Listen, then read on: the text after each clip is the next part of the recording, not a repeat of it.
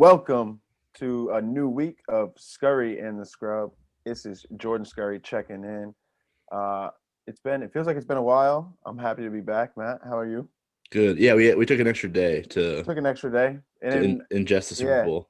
yeah, we have a lot. We have a lot to get on. So I mean, that's probably why it feels like it's been a while. Just so much has happened. So no, it's good to be back. So Yeah, let's we're get we're rolling. missing, we're missing our two Chiefs guests. We Oh yeah, they they need to got take yeah. their medicine. But no one could have predicted that. No Well, one could have I predicted that. mean, I kind of did a little bit. A little bit. I didn't get the score right because I had Tampa's final You score right. I had 31-23. Yep. You had I had the boxes you had checked. the storyline, but you didn't Yeah, have the stats. the You had the reasoning was sound. The score wasn't hmm correct. Yeah, that was the exactly. only thing I missed on. Yeah, But crazy goat level stuff, man. goat level He be stuff. putting up 31 It's at oh, 40. it's over. You know what? It's funny because these goat things are kind of fun. No, I get heated during these arguments. Like Mhm, I mean, going back to the minute MJ left, like I swear to mhm, God, I've been in MJ Kobe arguments, MJ LeBron arguments, Brady everybody arguments yep. for. I think I've been arguing goat debates like for 20 years. It's probably a Mhm, big waste of my life. I've mhm. spent it I mean, obscene. I've spent an it's just obscene amount of time looking up stats and like making arguments and like just spending hours and hours just trying to like destroy people's narratives that it's not Jordan or Brady and stuff like that. well, that's the thing because you just have like those the GOAT arguments are just like you have to build a case, right? Yes. But the crazy thing, and this is what makes it so hard for our lifetime too, and which is so annoying that the GOAT thing is even thrown around so much, because like two of like the guys in the GOAT conversation the most are still adding to their resume. Right. Right. Tom Brady is at 43 adding to his resume, and we before we're talking about GOAT. So Hmm. what are we really talking about? Well, that's the thing that's why I think I thought it was properly set up throughout this whole week because Yeah. Mahomes is the future of the league, right? Like Mm-hmm. Brady's already taken care of Breeze, Rogers, Manning. Like his peers have already been knocked down to the level like right below him, right? I don't Yeah. think that's unfair to say. I know people get in their feelings about it, Mm-hmm. but it's just you can't stack up anyone else's resume with his. You can't. No. Not any of No. his peers, right? No. So you look No. to the No one. future. Not even close. Yeah, you look to the future, right? So it's Mm-hmm. it's Mahomes, it's the Deshaun Watson types, like Mm-hmm. it's the Lamar Exactly. Jacksons, like the Exactly. Russell Wilson. Like look at all even not Russ. He already beat Russ, so no, not even Russ Mm-hmm. anymore. No. So yeah, look to the future. Like what's the future look like? Can they catch Brady? And Mahomes had a shot. He Yeah, did. because in He theory did. Brady's not gonna play forever. We don't know how long he's gonna play. In theory, I yes. was Great. actually thinking about it last night. I go, damn, this dude could literally win rings at 50, and I wouldn't even be shocked. Mm-hmm. But we're not expecting that to happen. Eventually, he's going to be Mm-hmm. like, I'm going to go watch my kid play football or something like that. I'm done. Or he's going to go coach or something. Um, so Mahomes had a shot, right? He's absolutely the best quarterback in the league right now. Yeah. And he hasn't even hit his prime yet. He's 25 I or know. 27, whatever, however old he is. Um, Yeah. he had a shot, he had a legitimate shot, but he needed to get the head to head because he already lost to him in the And AFC even Championship just game man, on his home and field. it Yeah, Brady went wouldn't in be as there. bad. Hold up, Brady went in there and beat him in his home on his home field for the AFC Championship game, right before they beat the Yep. Rams. Went in and beat him on his home field, and then last night was the first Super Bowl meeting. But you don't know how many they're going to meet. Like Mahomes had to get him, so that's why it was really for the goat argument to have any life left. Mahomes needed to draw blood last night. He needed to get into the column, right? And it wasn't even.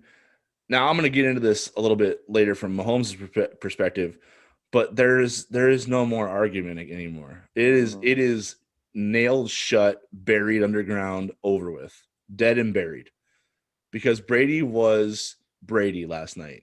He looked he looked as good as he's ever looked in his prime, just super efficient, no mistakes, um, engineering drives, giving him the lead, controlling the clock. Going at Yeah, defenders, going built at yeah, them.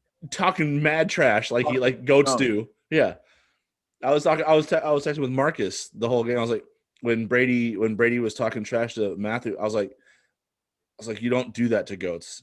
No. You do not talk trash to goats in the middle of them goating out. Like, you don't mess with that. No. You can't. What do you think you're gonna psych out the most mentally tough dude in the history of the game? Maybe at that position, Not a came right chance. back in your face and said, "I'm gonna go at you." He literally got Antonio Brown a touchdown on Tyrann Mathieu. He did that. Yeah. Tom Antonio Brady, Brown, the dude I who's know. been like blacklisted from the NFL, he got him 6 on 32. He got him a ring. He got him a ring. Got Antonio Brown a ring. Yeah.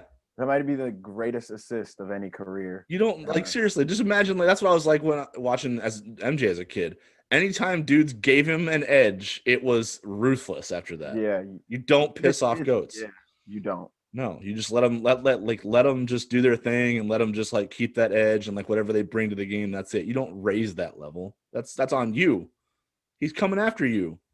But anyway, the argument is over because that's ring number 7, and he's beaten the future, the past, and the present now head to head. It's over. And I know you want to talk about this. Like, the defense was unreal last night, right? Brady doesn't get that. You can argue Brady doesn't get that ring if the defense isn't incredible. But Brady has his imprints on that too. You know what I'm saying? He's coaching. He's essentially coaching that team and running that offense. It's the feeling of knowing, like, as a defender though, it's their defense is like has an edge to them because they know Tom Brady's on the other side of the ball. They know they can trust their work more. They can trust every down more because they're like, it's gonna, like, the other end of this is gonna take care of itself. So I can go all out defensively right now because I know they don't have to trust in an offensive coach. They don't have to trust in a coordinator. They can just trust that the dude who's going to have the ball for the majority of the game is going to hold it down for them. Yeah. So as defenders, they're like, yeah, nah, I'm going to war for this dude. I can make a mistake. I can make a mistake because he's going to make up for it. Mm-hmm. Or I can just go all out. If we get a stop, I know he's making it count. And by the end of the day, what did Devin White say on Twitter last night? Devin White, who was just 45 all over the place, dude. All over the place. Just an absolute beast. Him and Levante David. Levante David, and JPP, and Dump. That team was. We didn't talk about that defense enough. We for real. But Devin White last night after the game went on Twitter. He's like, we don't even keep score. We just run that shit up and leave. That's all. That's what it felt like. It felt like they just hit the field, balled out, and then left. And then when the minute it hit 0, they were like, "Oh, okay, we won." Cool. I guess. Yeah, we knew. We could have kept playing because they're like robots now. Tom's got the whole team like a well-oiled working machine. He has that TB12 mentality through like it's permeated. They're all eating the avocado ice cream and just enjoying life. Like that TB12 shit. Let me tell you, he's got them all like they're just. But on the real. He's never. I looked at the stats this morning, right? Like, and this is what, again, just to go back to closing the door on this GOAT conversation. Like Mahomes too. Like I'm all on board. Like I hope he has an unreal career. Hope he's going to be a once in a generation talent. Still think that's true. Like from the quarterback position, can do all those things. But no, the GOAT thing done, sealed shut. Period. Because Tom Brady now, and what's scary is at 43, he's never had a bad Super Bowl. Tom Brady's never played badly in the Super Bowl. Yeah, it took. Think about it. It took the two, like crazy. You can go the Giants, right? The helmet catch. Yeah, and crazy Eli slinging it, right? And and then the other year, like they have the lead with a minute. Like Walker dropped the ball. Yeah, that's ball game because they would have run the clock. If he catches that, they run the clock out and win. Those two, and so he has great games in those two. And then even when what was the loss to Philly, those were 500 yards. And he threw for like 600 bills. Like, or 6 bills. That was ridiculous. He's literally never like that's GOAT stuff. You have the Atlanta comeback. Remember the Atlanta comeback was probably that was his one clunker in the process. Like he was playing like garbage, and they were down 28-3, and you're like, whoa, Brady's done. Yeah, like it's over. And then all of a sudden, like mid third quarter, Just flip switch. strap this Yeah. thing a little tighter, just Hang a on little a bit sec. tighter. Let me get my goat helmet back on real quick. Like that was, and that was Amazing. yeah. And so that's what I mean, though. So for now, Patrick Brady's always like scored in the Super Bowl. Patrick Mahomes didn't score against Brady in the Super Bowl. And I know I'm not saying against Brady, but it is, if we're talking that GOAT talk, it is against Brady. That's what I mean. That's how the comparison is GOAT. Like it's QB. Mm-hmm. I don't even like having the overall GOAT conversation in the NFL because there's so many different positions and it's hard to how do you know what affects more? Yeah. What has more of an impact? But so that's like a little bit more nuance of a debate. I just think it's about who's the GOAT QB, and it's not even a question anymore. There is no debate. Find a new narrative. It's over. And I know I've said that multiple times over the years. I said it after he beat Atlanta the way he did. I even said it after they lost to Philly when he threw for 600 and stuff, whatever it was, like in that shootout where the defense couldn't stop anybody and Belichick was benching good players and stuff, like weird ass stuff. And it's like, if you just go back to every L he's taken in the Super Bowl, none of it is on his performance. None of it. So at the end of the day, now that he's untethered to Bill Belichick, when you look back at his Patriots run and know that he's makes it even more impressive. Yeah.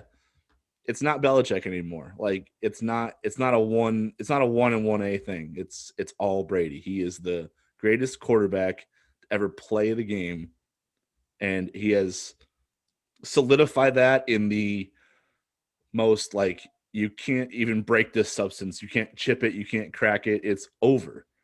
And he's dead and buried. And he's still adding to it. What if I don't even know. That Tampa team looks so good, dude. I would bet a lot of money that like he's gonna win another one. Like it's. Oh God, yeah. Why would you not? Oh my God, he's adding to this. I can't believe it. See, the thing, actually, you know how I would feel. Patriot days way more impressive. Like I now, after his this season he put together with Tampa Bay, I now look back on his days in New England and I'm like, wow, he did even more than I thought. Oh yeah, way more. Oh yeah, way more than anybody gave him credit for. I don't know if this was just his strategic thing to be like, I'm gonna just show the world how much credit I've actually just not been wanting because I'm just going about my business. But he showed the world like, this is the Tom Brady effect. Mm-hmm. This is how it works. Don't get it twisted. Don't get it twisted because it's not. He's like, that's not. Yeah, like because we're whatever. Even my own, because I'm thinking back to week 1 when I'm pissed and I'm like, man, this ain't even gonna work out for Tom Brady, right? Any thought I had like that, I was always on GOAT level, but I'm like, this ain't even gonna work out for him like that. Mm-hmm. What? You showed me just because like it's just crazy, man. That's what I mean. I changed when there was a moment for I'm like he's 43, he's playing for Tampa, like there's gonna be he's gettable, right? Mm-hmm. You know what I mean? Exactly. He's gettable. So that was part of it. I think that's what when he went into New Orleans, because New Orleans had just beat their ass this year. Okay. When he went into New Orleans and did that Brady thing where it's just like they looked like the Patriots out there, totally in control of every phase of the game. Mm-hmm. Brady's like just nails, okay? And after that game, I was like, he's not losing. I know they're going to Green Bay next. That's a dub. I don't care. I was supremely confident because he went into the Superdome and beat Breeze and a team that had smashed them this year. Like smashed them. It wasn't even competitive with those two teams. And I'm just like, he flipped that script from regular season to postseason just like that. And I'm like, oh man, that's what I forgot this whole time. This dude has a different level. He can go to a different level. And in terms of how he can help his teammates control an entire game where it all kind of like morphs together, where the defense is getting stops quick. The offense is controlling the ball to keep the defense fresh. They're engineering scoring drives. They're putting the defense back on the field in good situations. Like it's all cohesive.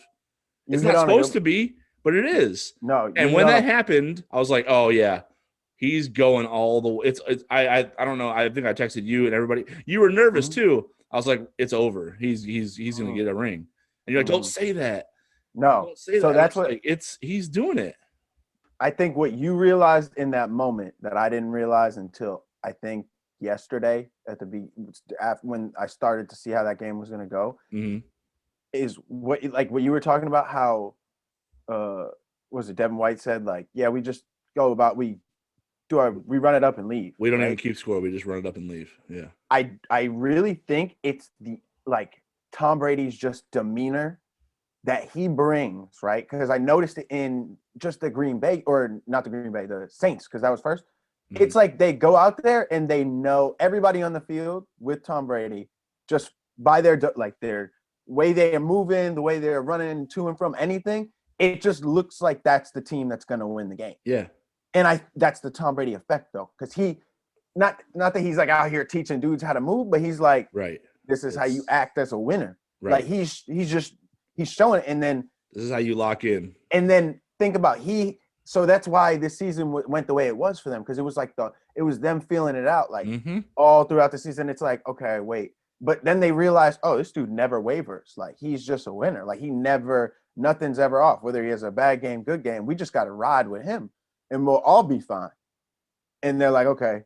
And now you see they just were out. They were just a well-oiled machine, man, because they were out there like just about their business, in control, and he just got all those guys on that page. It took him a minute, it took him a couple weeks until probably halfway through the season. But then what were they since like their last loss in regular season? They were how many games did they win in a row? When was their last loss? Well, when was the last time the Bucs lost? They won 4 playoff games, including the Super Bowl. So I think they won 9 in a row to end the year. So I think they were 7-5. They didn't lose the rest of the season, and they went 3-0 on the road in the playoffs, and then won last night. So I think that's 9, right? With no preseason. Yeah, they just threw this together. Said, but I mean, to your point, got Tom, we're good. To your point right there, like that's how you win a Super Bowl when you're down 28-3 to Atlanta. Because you don't look at the scoreboard, you just ball. Look at your goat. You're like, yeah. all right, well, what are we on? You're like, all right, we made some mistakes there.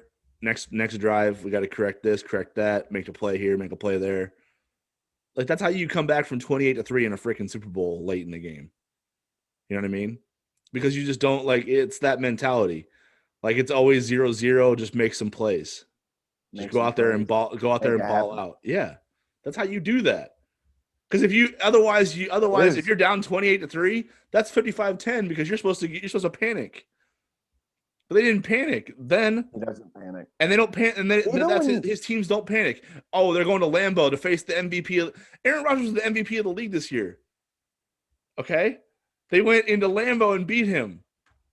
Breeze and the Saints had kicked their ass twice this year. They went into Superdome and beat them.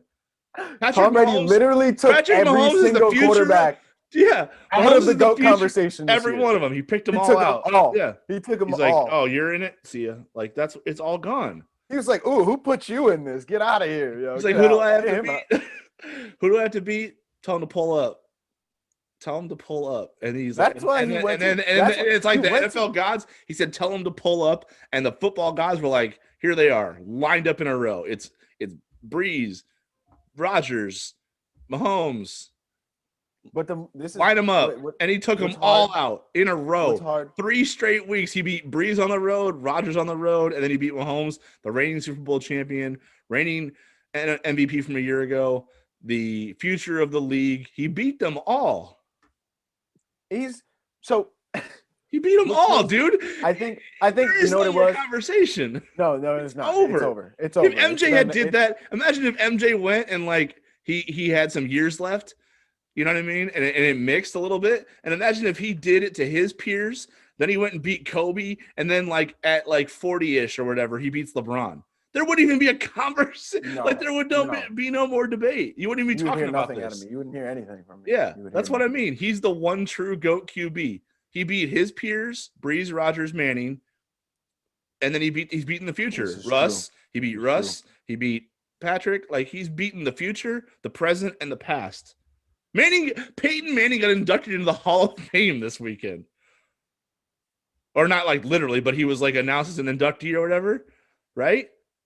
Brady already went. Brady's been going through him his whole life. And he just won his 7th Super Bowl.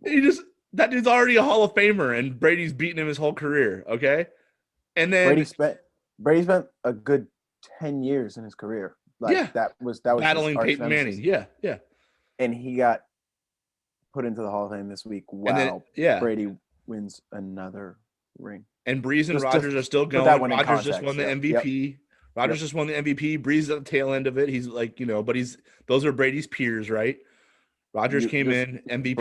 Brady beat the MVP this year. Yeah, Mahomes is the future of the league. He's literally beaten. He beat the reigning Super Bowl MVP. Yes, he did. Yeah, we can keep going. That's what I'm saying. We could keep going because it's laughable at this point. It's a joke. It really is. It's a joke. You remember that Villanova game where Creighton was bombing threes and oh yeah. And Raph was like, it's a joke. It's like comical. They wouldn't stop making threes, Yeah. That's what it is at this point. Brady just won't stop beating his contemporaries. They show up and it's like, ooh, who's gonna win? And then it always is the same guy. You're like, ooh, if Brady loses this one, there's a door. The door's open. No, he slammed it shut again. Oops. Sorry about your foot if it was in the way. It's over. It's so over. He is the one true GOAT QB next. He's the best team. He's the greatest team sport athlete ever. Is it? Like I don't want to do most all accomplished. that. Most accomplished. That's tough. Yeah, that's probably the argument. He's probably ascended to it from the NFL. He's the NFL representative of that, basically. So you can Then you put him in there with like Jordan and like Gretzky and all the other greats from team sports or whatever. But he's the NFL representative for sure. For sure. 7 rings, dude. 7 rings. When did he win his first one? What? 01, right? 02. 02 was the first one? I thought the first. 02. Okay, so 02. Or no, let me see. It might be 01, 02. I think. But now he's won Super Bowls in 3 different decades, though. He won it in the aughts, the 10s, and now he's won it in the 20s. As organizations don't even do that. No one does. Crazy. No one does that. Dude, it's like the Lakers, the Celtics, the Yankees, and then Tom Brady. That's like that's the list. First championship. Those are the teams that win rings in different decades. Lakers, Celtics, Yankees. Actually, I don't even think the Yankees did it. The Yankees didn't win any Super Bowls or any World Series from 10 to 20, so they didn't even do it. He's like the only dude. The only one. The Lakers and Celtics didn't even win. I don't think they won any in the 90s. He took the Tampa Bay Bucks, though. That's what's even more impressive. He was like, yeah, give me one of those kind of washed, run-down franchises. Let me get one of those. I'll clean that one up. I'll clean it up real quick. They had the worst winning percentage of any team in NFL history.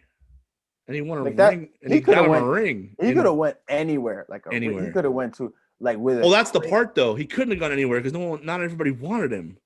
That's the stupid part. Everyone was like, he's 43. He looked like crap in the playoffs against Tennessee. Like, I don't know. There was a whole bunch. I think only 2 teams. No, I know. I remember that was a take, but I just don't understand who wouldn't. You get Tom. Yeah, I don't know. I guess maybe I'm just. I mean, the guys the obvious ones are the Chiefs, the Texans, Ravens, all the one Seahawks, Packers.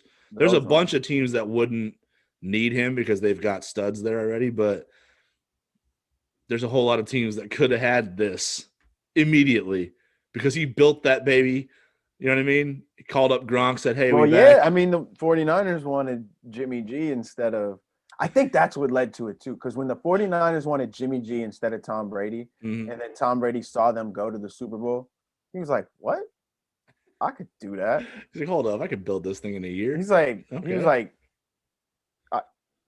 Jimmy G now, look at who knows if he'll even be back there. It's like, that's what he was like, yeah, you could. I taught him a little bit and he took you to the Super Bowl. Imagine if you got the whole thing.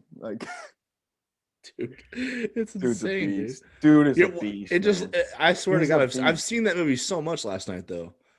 That whole game, I'm like, this is classic Brady.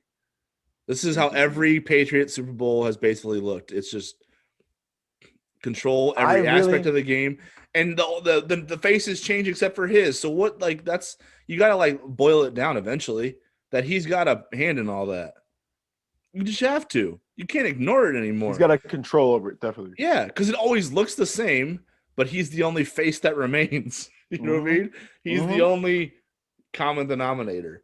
It's hard to ignore it at this point. That he's more than just a drop back and sling it guy. He has leadership qualities that are infectious and valuable to a degree that we've never seen before. So it's just like it you can't ignore what your eyes tell you anymore. It's just like admit it already. I know He's a he's got great. haters and I got a blind spot for his political affiliations. Like I'm not gonna lie, I do, but I Same. can't ignore the greatness, man. He is just the GOAT. Like I can't it's like respect. I gotta throw it to He him is the because it's greatest. like he is a ruthless competitor and he's a great teammate and he just wins. So that I mean, I got blind spots for the guy, but it's like, yo, he's just you He's gotta got the formula. Whatever he's his, the GOAT, man.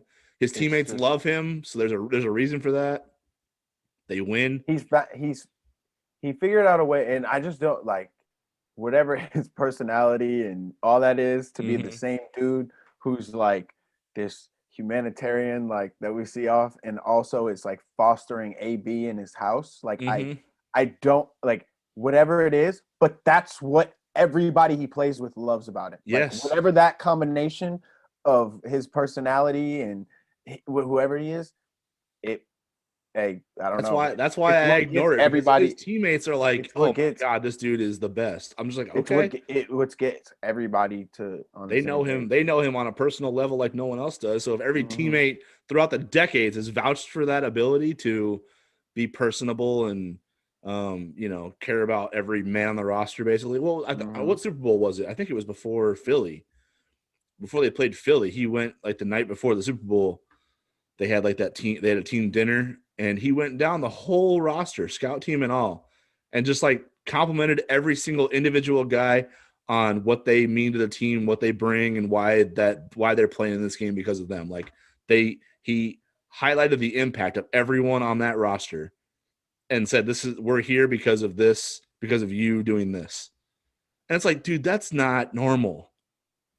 That's not normal. That's not normal. If I did that with my own family, I'd forget some of the things they've done. Man, You know what I mean? That you're dude did lying. like And right? this but that's how committed he is. That Yes. committed to being the best. And He's that he knows committed that to you be, can't win in this and he league without the knows what, collective group. Yeah. and he knows what doing, especially in football. Mm-hmm. Especially in football, he knows that he can only do this if he can get guys to like gravitate towards the whatever he's like bringing to the table. Honestly, like he's a leader in the truest sense of the word. He's just the kind of guy you want to go to war for. Like you want, Mm-hmm. and that's what you need in football. And at that position, definitely. Yeah. It was the same thing with MJ. It's like that Last Dance documentary revealed a lot about his personality that, Mm-hmm. is probably easy to criticize and um, isn't necessarily flattering to his image. But when that ball was tipped up, everybody was on the same page. Mm-hmm. When It's they went just when a they went to trust. practice when It's they a went to trust. practices, they were like, we know why we're doing all this crazy stuff. We know why he's saying these things. Like it's all for the ultimate team goal. It's not for his goal. Like he wants to win, but he wants us to win too. Yeah. And he both like in all go like any of the best of anything, right? Like it's that trust factor. Whether it's your LeBrons, your Jordan, your Brady, it's that everybody else on the floor just has, or everybody else playing with them knows that you can trust, like you just can trust the way they are going to play throughout the whole game. Like they like you can trust they will bring you to that promised land, Mm-hmm. and you just got to do your part Yeah. so that they can get you there too. Yeah, Like, just focus on what you got to do, and then everything Yeah. else, and trust everything else. It's like, as long as I take care of my job, this dude is so good, we'll get to where we need to go. Mm-hmm. Yeah, That's crazy. tough. That's crazy. You know how many, like, everyone wants to play with somebody like that in their life. Like, you dream of playing with a teammate like that. Mm-hmm. You like, if I could get a teammate like that, I'm good. That's winning. That's how you do it. So it's crazy. Like, and Mahomes, like, you know, you go back the run that Kansas City was on. The fact that it was only, I don't even know what the final spread was, but the fact that it was only like a 3-point spread or whatever was probably your sign that they were in trouble, because that team was ripping off. They hadn't lost since last. They only lost twice. And it wasn't like any of their wins during the season were like by 3 or by like besides, I guess, when they came back against the Chargers, right? Yeah. They weren't just winning by field goals. So what do you mean if they're gonna make it 3? That's what I was like when I saw. Well, the offense is like, the offense is unstoppable. They're like, no one's got an answer for this squad.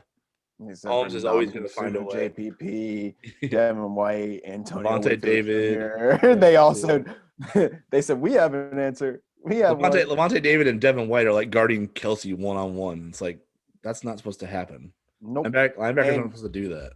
And then they just locked up. Cheetah was just nowhere to be found. Nowhere. He had like 4 dudes all over. Yep. He had like double coverage coming out of every route. Every route he did. They were like everywhere his option went, 2 guys were with him the whole time. Yeah. He was not a factor. The only time they could get him the ball and get some like positive yardage out of him was when they gave it to him in the backfield. Like or in the flat. That was the only time he got anything past the line of scrimmage, basically. It was crazy. But at the same time, like on the flip side, because it's going to come down on him. And I just know how these arguments morph as the years go on, because like people will look back at Mahomes' numbers from this game and go, ugh.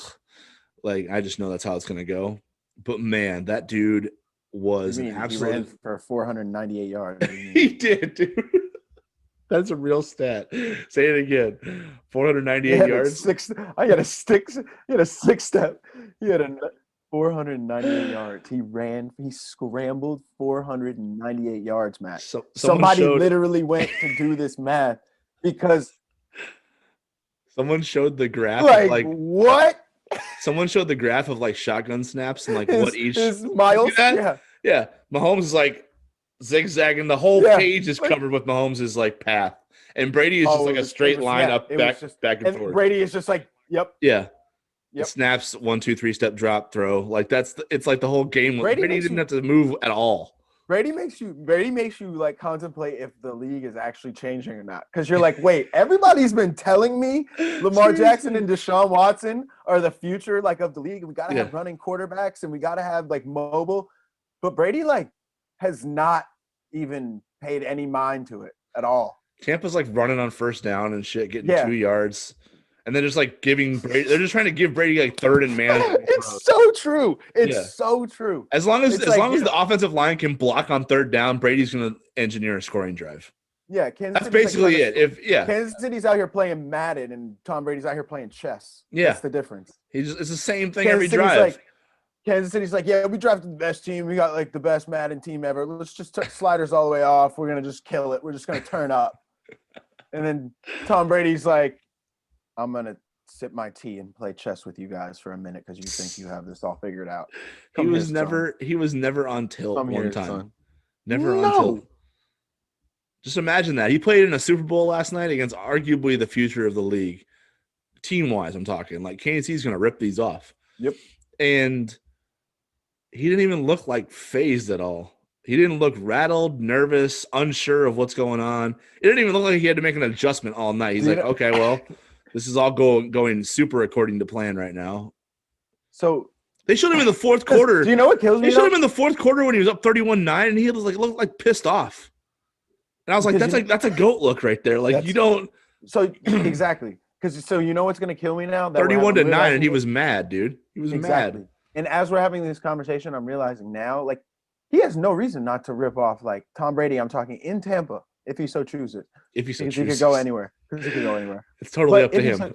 Totally up to him. Completely. They're just he has all the infinity. He has all of the infinity stones. He has all the every infinity single one. stones. He has every single one. He just snapped last night. When Thanos went and just he was like, now I can rest. So that's where Tom Brady is now. He is. Because literally now, and I was just thinking it as you were saying this, if he doesn't rattle off 2 or 3 more, that's not his fault. That's just whatever was around it's him. his choice, If he doesn't win 2 or 3 more Super Bowls, if he doesn't win every year for the rest of his career, it actually wasn't his fault. Pending injury, pending something crazy happened to him. Because that's what we know that now. We know he just wins because he chooses to. And as long as the situation around him is like decent, they're good. Yeah, decent. It doesn't even have to be good. It has to just be decent. Because you look back at those Patriots teams. As long as the defense is really good and what he's got is decent. I don't even know if the defense needs to be good, dude. That Atlanta game, they were terrible. Like, that's what I'm saying. He's won with that. They were terrible against Carolina. They were terrible, like in 03 or whatever that was, 04. They were terrible against Carolina. They were terrible when they lost. Nervous. Yeah, when they lost to the Giants the second time. When they lost to the Giants the second time, Eli was picking them apart, and he could have won that game. He was a Welker drop away from winning that. I'll hear that. But he doesn't even need to be good. It doesn't even need to be good. It's just like decent. Just like have some NFL. He needs an above average defense and have some league average dudes who can out there, and he can basically win a Super Bowl with them. Yep. I mean, he carried some sad rosters to the rings, dude, in New England.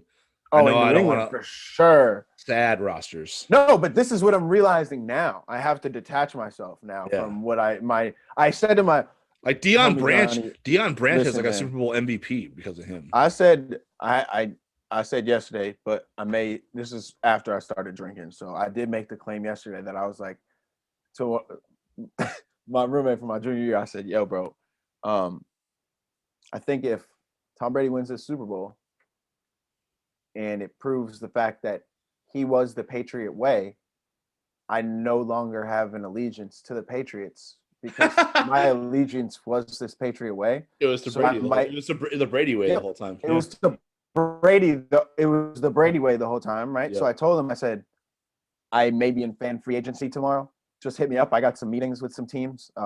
So just let me. If Brady wins, though, right? And so Brady won. And so I've been on fan free agency all morning. But what I'm learning is I actually, in my new fan free agency, I can't make the same mistake and pick a team. Mm-hmm. I just have to pick a player. So I think that's where I'm now with you. I might just latch on to Deshaun Watson when Tom Brady retires, of course. Okay. But okay. Yeah.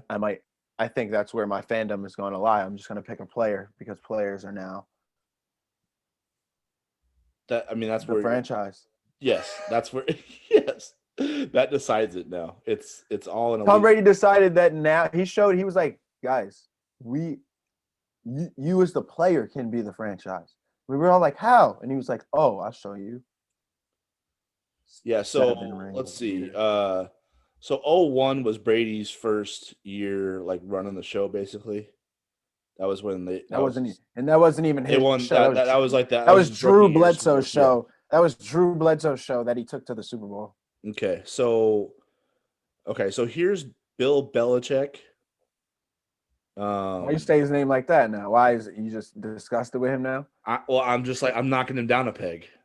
I'm for sure knocking him down a peg with this. Oh, I'd love for Belichick, you and Bill Belichick conversation. I'd pay money for that. Belichick coached the Browns for 5 years. Got it. And obviously he's been coaching the Patriots for since 2000. So he's missed the playoffs 1, 2, 3, 4, 5, 6, 7 years. Yeah, he's missed the playoffs 7. No, there's an 11-5, 8 years. So you're blaming the Super Bowl loss? Hold on a minute. Hang on a minute. I'm just saying. That's crazy. He's missed the playoffs in his career, in his head coaching career. He's missed the playoffs eight times. 8 times. Only one of those years did he have a healthy Tom Brady at quarterback. So the other 7 times. Wait. Run it back. What'd you just say? He's missed the playoffs. I'm counting this right? Yeah. So 5 years with the Browns. He made it once. So he missed the playoffs 4 times. Mm-hmm. Oh no, because his first year with the Patriots, Brady wasn't starting yet. So He missed the playoffs 4, 5, 6, 7, 8. Yeah. He's missed the playoffs 8 times. Only one of those years did he have a healthy Tom Brady as his quarterback. So the other 7 times he's missed the playoffs, it was because he didn't have Brady. So don't tie these two together anymore. Ooh. This is not like a 1 and 1A thing. That's what I was saying before. It's not Brady because of the coach. It's Brady. Period. Everybody else. You got it. He's missed the playoffs 8 times. I think 7 you of got them it he right didn't have there. Brady. The other time he there. missed it was the year after they won the first Super Bowl. They went 9-7, didn't make the playoffs in Brady's second year in the league. So they won it when he was a rookie starter or his first year as a starter. And then his second year as a starter, they went 9-7, didn't make it. And then the other year that they missed it, he went 11-5 after the undefeated year. That was because he tore his ACL in week 1. And Matt Castle was the quarterback. And they still, and they're like, oh well, Belichick went 11. Belichick went 11-5. Tom Brady some bread. That's what I'm saying. That's what I'm saying. Him a contract. He owes his whole career to that. But what did you hear? What did you hear all this time? Is like, oh well, Belichick went 11-5 without Brady when he tore his ACL. Like he still went 11-5. That's all Belichick. Like Brady's a system guy.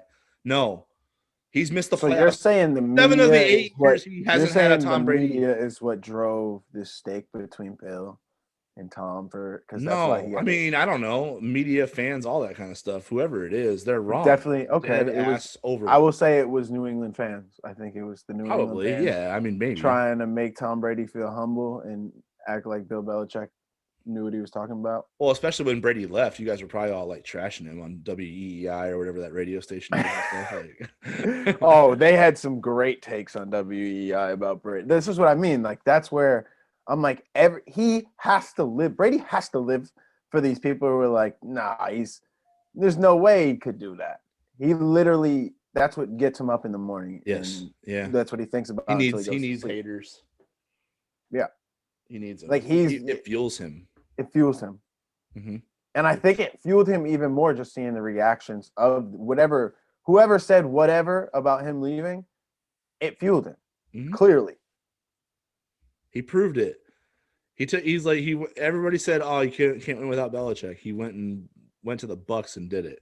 The Tampa Bay Buccaneers. He didn't even go to a team. Like he went to some squad that hasn't. But this is what I said. Won in 20 years. He honestly was like, because people were starting to say like Josh Allen was the best quarterback in that division while he was still in it. Like people were saying that while he was still in it. While he was still in the Bills fans specifically, why I hate them. But like Bills fans were, Josh Allen's the best quarterback. I think he just must have been like me and was just like, he was reading that one day and was like, they said he went to the NFC. They said he went to the NFC to get away from all that, so he didn't have to go through Allen to win the division, so he didn't have to go through Mahomes to get to the Super Bowl. They said he went to the NFC to get away from those guys. Yep, that's what he did. And then he literally went to the NFC, and then he went back and went through Mahomes. Mm-hmm. And that's like after Mahomes went through Allen, so it's over. He felt disrespected. Yeah, they were like, oh, Tom Brady's gonna have a hard time competing against Josh Allen. He's like, what? Mm-hmm. I'll go whoop Drew Brees and Aaron Rodgers, and then you tell me who I have a hard time beating. That's what I'm like. They were comparing him to Josh Allen. Are you joking? I know. In what world is this? I know. Stop it. No. But I mean, as great as Belichick is as a coach anymore, like don't tie that man to Tom Brady. Don't. He's another guy that won rings with Only Brady. thing I'll tie to Tom Brady is Rob Gronkowski. That's it. No, he's a guy. He's a guy. People try to do that too. They're like, oh, well, he's got Gronk, like the best tight end ever. So if he didn't have him, nope, I don't care. He would have done it with someone else. In about 5 years, Travis Kelce will be the greatest tight end ever. But I know, Gronk will still be. Yeah, they're like, oh, he had Moss when he was undefeated and stuff. I'm like, yeah, they traded for a 4th-round pick for him. No one wanted. Yeah, him. Like it was an old Randy Moss. Yeah, it was like Randy Moss was out there like playing Tom Brady just made his life so easy that he was like Spygate, Deflategate. There's always been these little things. He went to like a bunch of little teams after Randy Moss and he went to right back to the Vikings. Like thought it was gonna work there. Went to the Titans for a cool little second too. That shit. Where was Brady? That's it. That man knows it. He gets on TV every day to talk about how Tom Brady. They gave Tom Brady like an over the hill Randy Moss, and they set the NFL world on fire. Like 50 touchdowns. Yeah. Like that. Can you imagine if Brady would have actually just done what he should have and told New England every year, like, get me a shiny new receiver every year, and I'll just take you guys to the promised land. Yeah. Like, imagine if Brady just could have been Brady instead of this Patriot way Brady that he was like. Clearly, they were just like holding him hostage. Yeah. And the Patriot way was holding him hostage clearly for years because he just did it the Tom way and works out like that. So I know. like, That's what I mean. Imagine if he would have been like, yeah, give me Calvin Johnson in his prime. Oh my God. Oh my God. What? That's what I'm saying, dude. Can you imagine if he had any like He just did this with Mike Evans. He just did this with Mike. It's probably his best Mike talent. Evans is good. Yeah, it's probably his best offensive talent he's ever been around.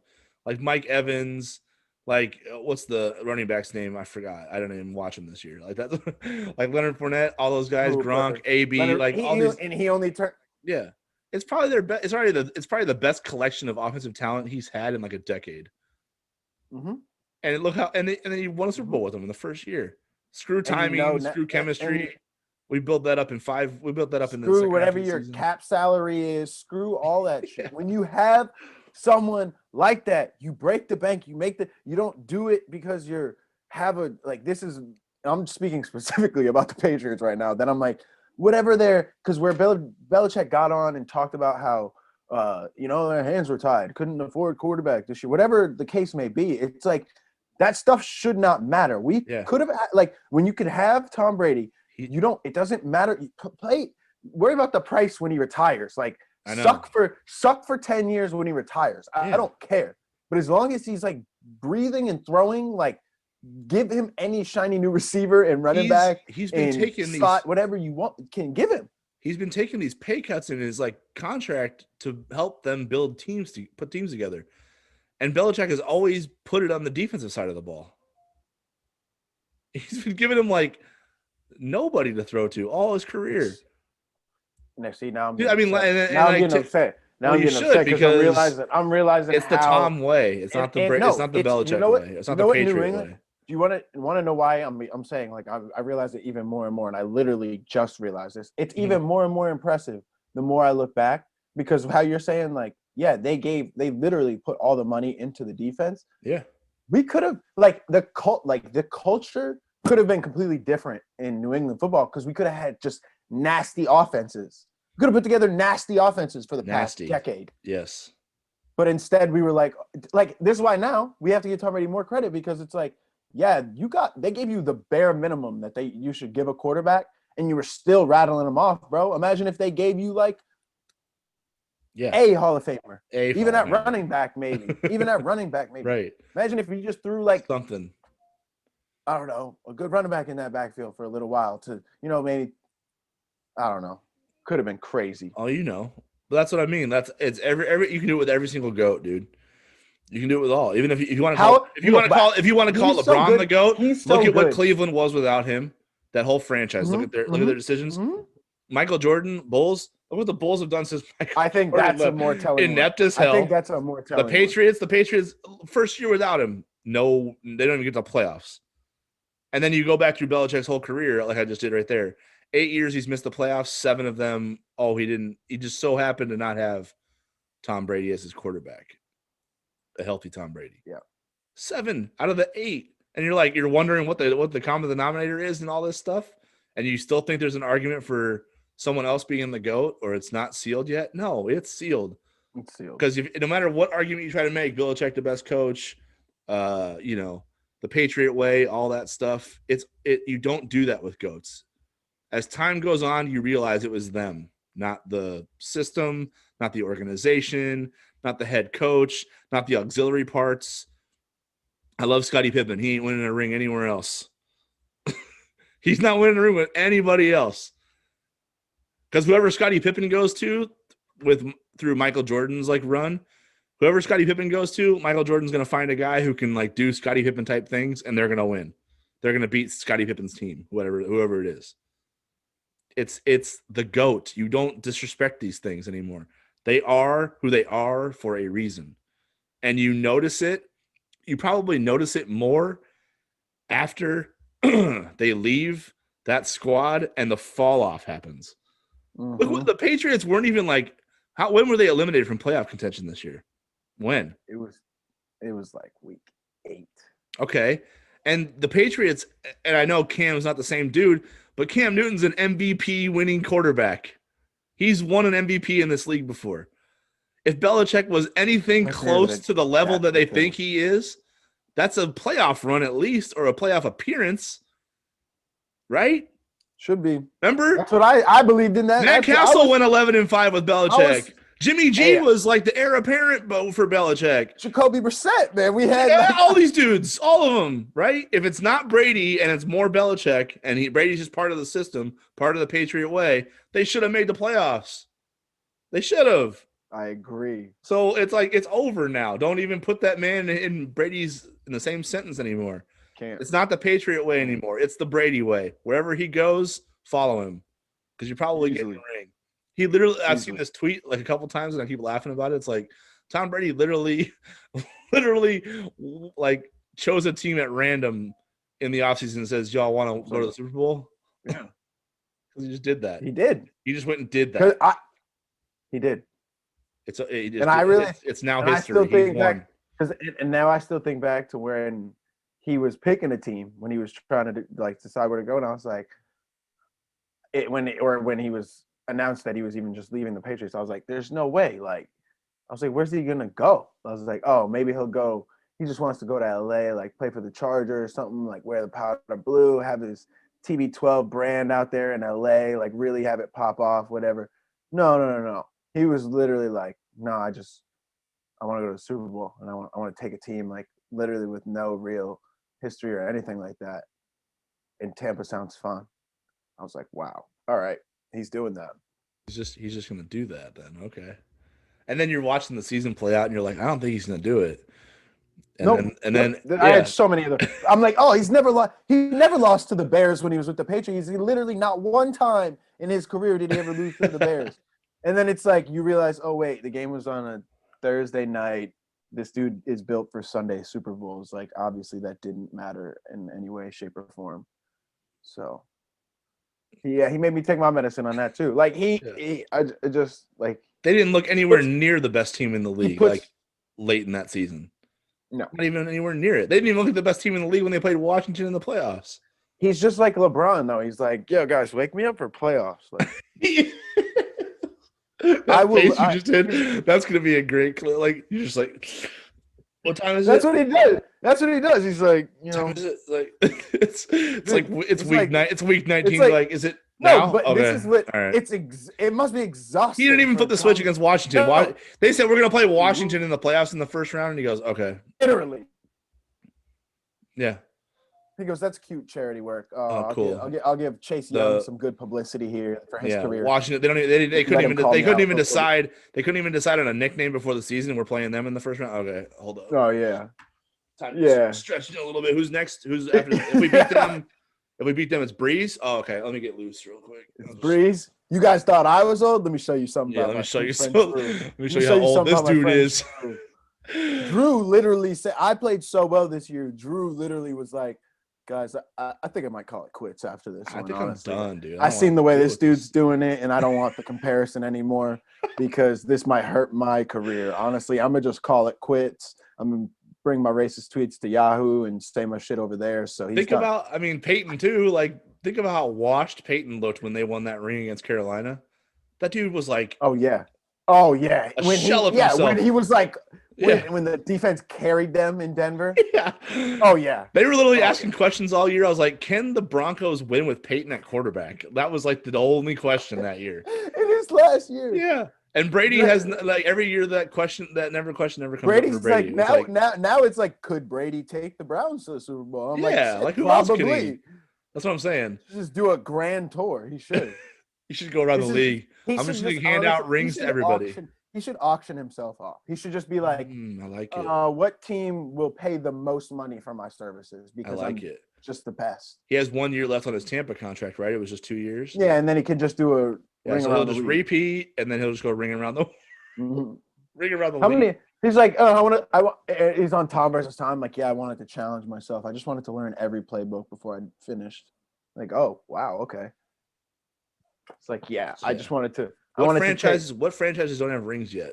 Give me a list. He just called his agent last night. probably Jacksonville. Yeah, he's like Jacksonville, Like Houston. Houston. The Jets have won them. Buffalo hasn't won one. That's disgusting. Don't even put them Well, two I'm just together. saying. I just gotta add the list. Like, who hasn't won a ring in this league? Who hasn't won one? He goes to the Cowboys. Watch them bring in a new team in like 10 years, and he just goes and wins one with them. he He's 52 years old. There's a team that's been in the league 3 years. He just signs with them and wins a ring. It's like, oh my god. He literally auctions himself off, and then Jerry Jones is like, "I will give you $1 billion." He's like, nah. Wins the Super Bowl, becomes the greatest American icon ever. Oh my god! Like, if he actually went to Dallas, that would probably be. They would change. I would make the Dallas Cowboys change their logo to Tom Brady. Yeah, seriously, that would be. They'd have to rename the trophy. They rename the trophy, change the logo to Brady. Speaking of, let's. I think we can hijack something from the Dallas Cowboys. That is this American team thing. Tom Brady is America's team. Tom Brady's American. You think so? Yep. I think okay. I don't know where the America's team came from, but for a minute, like and I only bring it up because for a while when he was in New England, the argument used to be like, New England's America's team. The Cowboys haven't been relevant in forever, and now I'm like, New England ain't anybody's team. Tom Brady is the team. So Tom Brady is America's team. That's like just and I only say it because I'm like, it's the most fun storyline in the sport is Tom Brady every year. Now, like it's just been that way for a minute, and so he is football right now. Like he just is. Yeah, like the Super Bowl goes through wherever he's at. Mm-hmm. Just football in general goes through wherever. Yeah, it goes through him. Yeah, that's because he's got all the infinity. Every game, he's got all the infinity stones. Every game, if you beat Brady in the regular season, you become a contender. You know what I mean? Like that's that. Beating Brady like jumpstarts guys' careers. Yeah, like dudes beat Brady in a game, and it's like, oh my gosh, it's like. Is this guy the future? Like, do we have something here? I know, right? Yeah, I think Deshaun's outdueled Brady a couple times. I know I've talked some trash about that. What they went and beat him on Monday night or something like that a couple years ago. But that's what I mean. When it's like, I was like, oh, Deshaun's for real, and I was like, I needed to see him beat Brady to do it first. And I'm like, oh yeah, this dude's legit. And this is why it's crazy. We're even saying it, right? Like, because we even brought it up earlier, like how we're saying. Like beat Brady when Brady doesn't even play defense. Yeah. But it's like you have to win in the presence of him. You have to be able to beat him and like be in his presence and feel what it's like to beat him for me to be like, oh no, that dude's legit. When did Derrick Henry get respect? Remember that like running backs like weren't even like running backs were like old news, right? And then Derrick Henry last year went and like what he ran like 250 on the Patriots and like kept the ball out of Brady's hands and like totally. What they have 3 possessions in the second half for Brady? He touched it 3 times, I think, right? Yep. And they were like, "Why?" Oh, because Derrick Henry was running roughshod over that defense, over Belichick's Patriot way defense, right?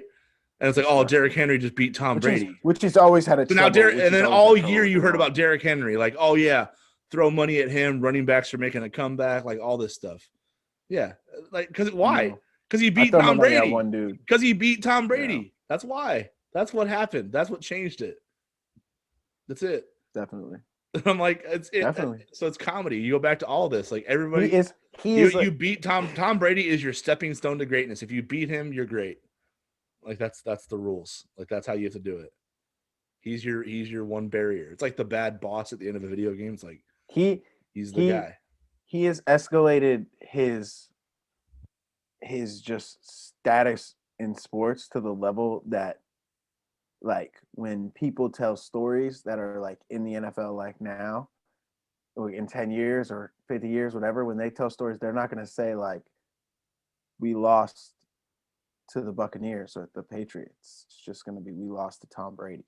No one's going to say the team. Nope. It's Brady. It's going to be, we lost to Brady. Speaking of like Mahomes, I feel bad. Dude, he was so good last night and he had I hate the no help argument because it's usually used improperly. Usually they say, oh, he didn't have any help, and it's not used to like prop that player up. It's used to like demonize the comparison, right? Like like LeBron didn't have as much help as MJ. And I'm like, that doesn't matter because MJ could have chosen any body and won with similar skill sets. The names didn't matter. So it's like Mahomes last night, I felt so bad because even though it played out the way I thought it was, like Casey's offensive line was so horrid. So bad. They gave that dude like 1.2 seconds like per snap If that. to get If that. They were just getting run right by. He knew he had the second the ball got, and you started to To see his it, hands. Yeah. the second the ball got in his hands, his feet were moving. Because he was like, I have nowhere to just stand and throw. He had no like primary read. His primary read was run for his life and then look downfield. It was insane, dude. I knew Casey's offensive line was in trouble. I didn't think it was going to be that bad. I think he must have. I don't know what Tom Brady ordered to like JPP in Ndamukong Suh's room. Like if he got him like a sirloin steak or something. Shaq Barrett was getting free runs at that man. He could have been killed last night. I'm surprised like seriously. I know he's hurting today. Oh, for sure. I know he's hurting today. Whatever that toe injury was, that thing is throbbing right now. Done. He ran for his life last night. Done. And it's like dude, I felt so bad because I was like, oh my goodness. It was on the first possession of the game. Casey's first drive. Tampa got pressure with like 4 dudes every play. Mm-hmm. And I go, uh-oh. Yeah. Casey can't block them to start the game. They're only going to get more tired and worn down as the game goes on. Like that's going to get worse. And it got worse. So it's like it was like what I think they had a couple first downs, right? And then punted. But Tampa got pressure on that dude every snap with 4 or 5 rushers. I don't even know how you run an offense like that. If you can't block that many dudes, like Mahomes literally has to do, like he has to just create magic every play basically because he's going to get killed. So yeah, it was like their play calling got more conservative as the game wore on too. And I'm like, I think Kansas City knows they can't block Tampa because they're not even trying to call anything. And then they actually did. I noticed it because they tried the Belichick method where they just try to throw screens when they can't like get anywhere and like just bubble to the outside and like let Tyreek go. Nowhere. Whitfield Jr. was like, no, you're going to stay here. Devin White was literally tracking dude sideline to sideline with that 4.42 linebacker speed. Absurd. Just blasting dudes as soon as they touch it. Yeah. But I felt bad for Mahomes, dude, because he was so close to being a legend last night. Because he made some absolutely absurd throws under duress. Oh, yeah. On the run. Basically falling down. And his receivers just dropped this damn thing every time. All these reliable dudes. Yeah, that was as close as I've ever seen to like one. I think. Do you think a one-man show last night? Because Mahomes was dropping dimes out there, and the receivers weren't catching anything. Think they weren't used to? The line wasn't blocking anything. He was all by himself last night. All by himself. It was scary. It was like, damn. Do you think the KC receivers and like Kelsey and them? Do you think they just weren't used to him like being on the run that much, throwing the ball? I don't know, dude. The ball was perfect. Because I mean, he evades the pocket a lot and puts it on money. Yeah. But like last night, they just looked like, I don't know if it was the pressure in the secondary from Tampa Bay or whatever it was, but there was some that hit. The 2 passes that hit, who was it in the face, and then was it Williams and Tyreek hit him both in the face mask. Yeah. Touchdowns right in the face mask. What is wrong with you people? I've never seen that before, dude. I've never seen a game where you hit dudes in the face. Like if they weren't wearing helmets, they get knocked unconscious. That's how perfect those passes were. On the move, he hit him in the face. He was running to his left, so he's throwing with his right arm to his left, and he hit Tyreek in the face 30 yards away. That's what and he was 30 yards away from Williams, and he was like horizontal.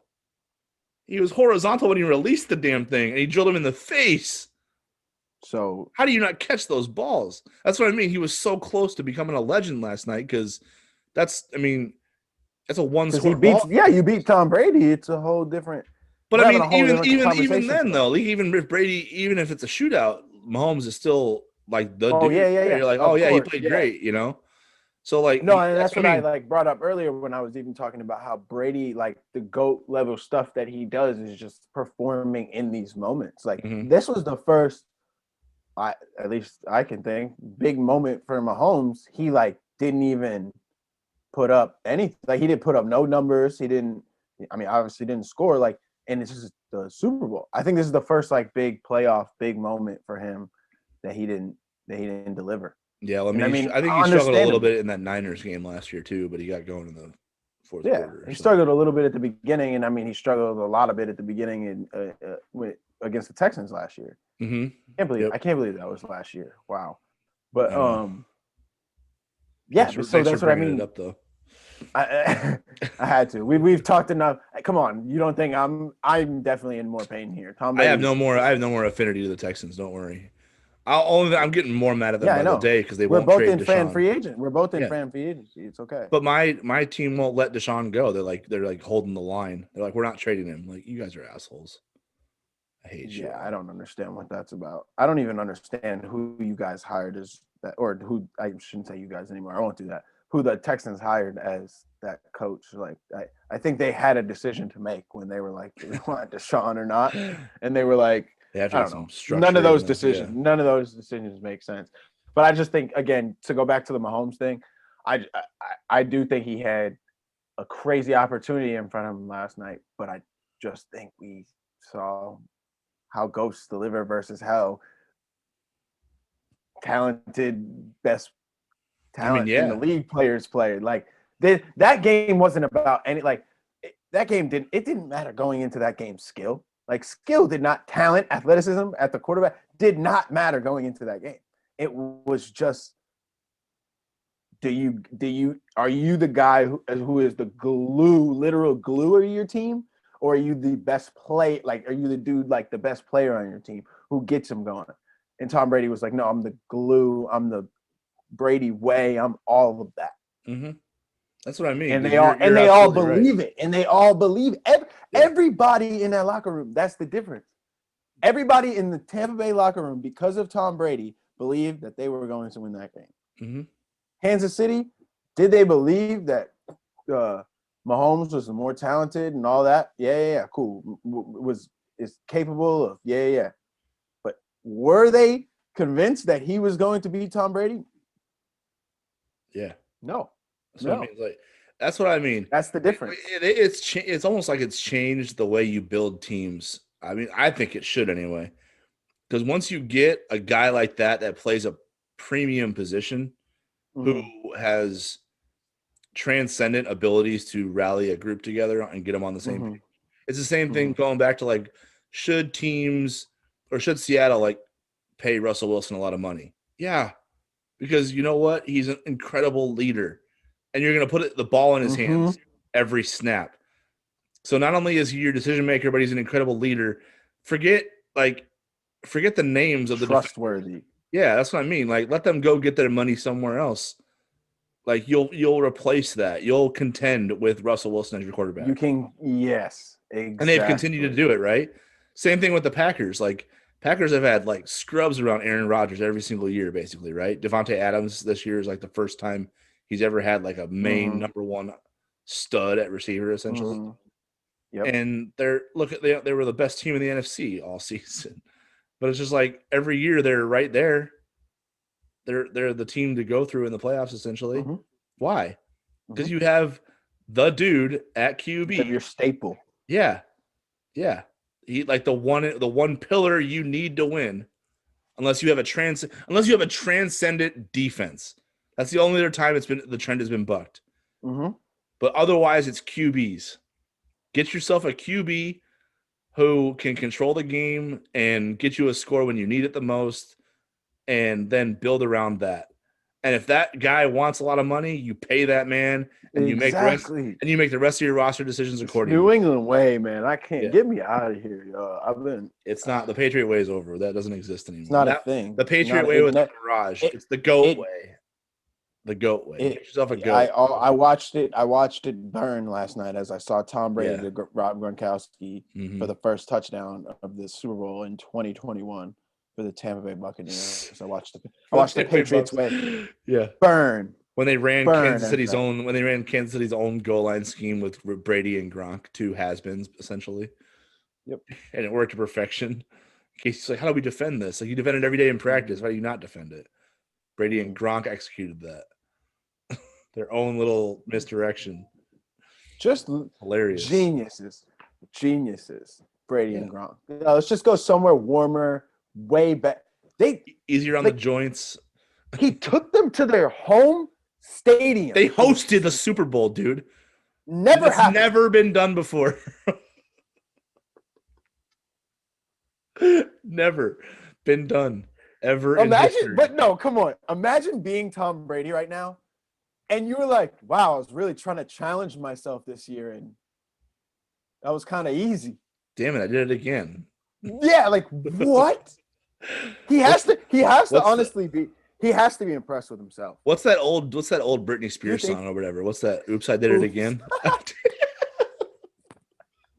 I was like, what was that? Like in junior high, yeah, that old Britney Spears. Oops, I did it again. Yeah, Brady just woke up and said, "Oops, I did it again."